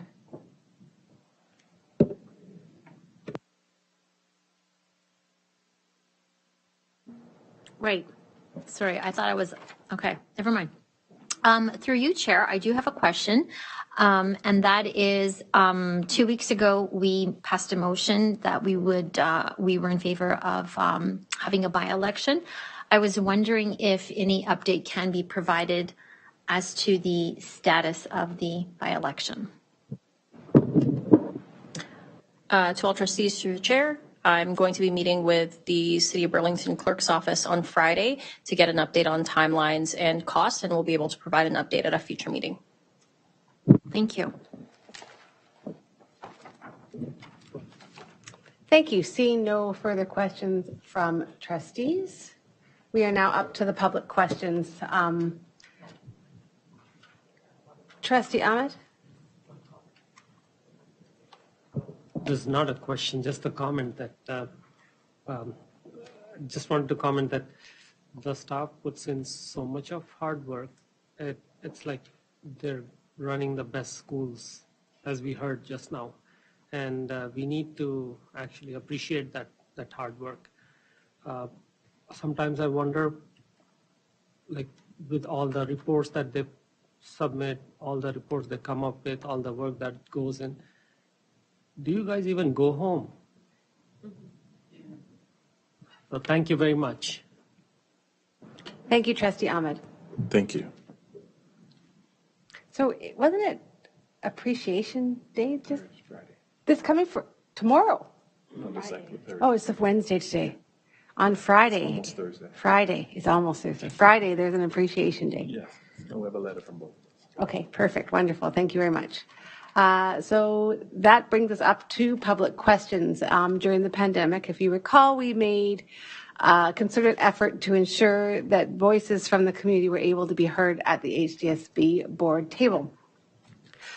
We have three ways of getting those questions. One is through your trustee. Another is to delegate the board, of which we had 5 delegations this evening. And the last is using the link that's at the bottom of the agenda to bring you to a question page. And Trustee Rocha and I have to take a look through it to see if there are questions there pertaining to this evening's meeting. So I'm just going to be short and sweet and ask Vice Chair Rocha, are there any questions for this evening? Yes, there are several. Although I'm going to start off with an easy one. The question pertains to delegations to the board and why are they only 5 minutes? Why are delegates only allowed 5 minutes to speak? And the answer to that is that's as a Board of Trustees, that's our policy and that's our governance procedure. And 5 minutes is usually enough time for someone to come in and delegate. We do recognize that other institutions may have longer time periods, and it is up to every institution to determine what amount works for them. And as a board, we long ago determined that 5 minutes for speaking is enough, as we do allow for conversations and questions afterwards. We do have several questions regarding the professionalism policy. Some of them pertain to the issues that arose with the survey. Other questions pertain to next steps. And a lot of the items that we received this evening from the public were answered. And there are so many questions that when we go through this in more detail later, if there are any questions that were not answered during the public meeting, Chair Shuttleworth and I will personally reply to any emails that pertain to the professionalism policy. Let's see. And there's also questions on public consultation, but that was addressed either in the report or at the meeting this evening. There is one last question that I will address, and that is boundary reviews. I'm going to address it in a way that I'm going to ask perhaps Director Ennis to refer one of his staff members. And the question is, after school boundary review has been completed, are the lessons learned discussed and documented? I'm going to ask Superintendent Frankovich. I haven't gone through this most recently to respond to that. Thank you. Through you, Vice Chair Rocha, to all trustees, and I'll ask Superintendent Newton to join in if I miss anything. One of the things we talked about at the completion of our review was how valuable it was to actually drive the neighborhoods, especially when we were down to two really good options to go with. We found that the drives through the neighborhood really helped. It gave us a different perspective than we get when it's on paper. Other pieces, I think you may have been the recipient of an email that I probably received or through a conversation just around some of the feedback at public consultation and how valid that is, simply because, for example, if you reside in Zone C, you are going to speak favorably about everything that keeps the students in Zone C at their current school, and you're going to find every reason to say why the other options don't work. So that's a piece that I know our planning department, Mitchell Gundy, already said that's in the works to look at that so that we tweak that for next boundary review. And I'll turn it over to see if Superintendent Newton has something to add. Thank you. And through the chair, I would say after every boundary review during school ops, we take the opportunity to look at our boundary review. So as Georgetown is just completed as well, so are there any tweaks that we would do as an admin procedure or any follow-up? We've noticed, obviously, as a result of COVID, how we can continue to engage people virtually and join virtual meetings when they're busy parents and single parents and working parents. How can you observe those meetings? And so that's a piece that we've continued to use, and I think people appreciate that. So always trying to improve how we try to engage people. I have to commend the planning department has been unbelievable in the last 5 years, I would say, under the leadership of Superintendent Gaudette and Nagoy, with manager Fred Thibault is second to none, and Michelle and Lauren, unbelievable. All the options that come up, they generate, and we had over 13 for ours alone, and I think they want more, right? Like, because it doesn't impact their child then. But they turn them on a dime, they make that really happen, and in helping to write the reports for clarity, for visual learners as well. So those are the pieces that we always review after a boundary review. And at the end of the day, we hope to have viable programs in all of our schools, and sometimes that means moving students to another school to get viable programming. And so, but our reviews, we review pretty much all those pieces after we finish a boundary review at our school ops meetings. Can I comment as well? As a trustee, to the parent or whoever has asked that question tonight, from my observation, having been on boundary reviews in Milton and in Oakville and certainly in Halton Hills, my observation is that at the end of the boundary review, there are recommendations made to our planning department, and I believe that they take them back and consider them for the next boundary review. In the case of the Halton Hills one this year, there was comments made by the parents that was very quick and timely fashion of meetings. I think, and that the notice of the meetings happened in and around the holidays, and there's a little bit of uneasiness about that. And I know that Fred Thibodeau and his staff took that away for consideration. I do know, however, that they do have time pressures at the other end when it comes to staffing and so on and so forth. But I want to reassure whoever asked that question that from my observation as a trustee, that information such as the recommendations coming out of the committees are taken into consideration. All right, thank you very much. Okay, there is one more that can be, I don't believe was answered, so I think I can ask this. The question is, with respect to the consultation process for the professionalism policy, the question is, how does the surveying process work to consider the provenance of the submitted opinions? For example, can someone answer twice? Is there any way to know if the opinions are in fact being sought from valid stakeholders, for example, HDSB parents, guardians, families in particular, as opposed to the public at large? So I could answer the last part more readily. Absolutely, that's one of the things that we endeavored to do in order to keep the integrity of the survey.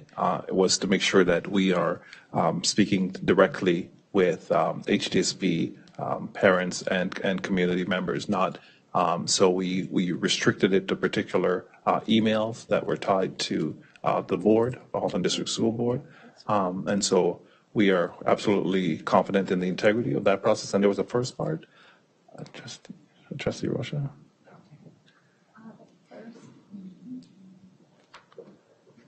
I guess, is there a mechanism to prevent someone from answering twice? I believe that's also a part of the process.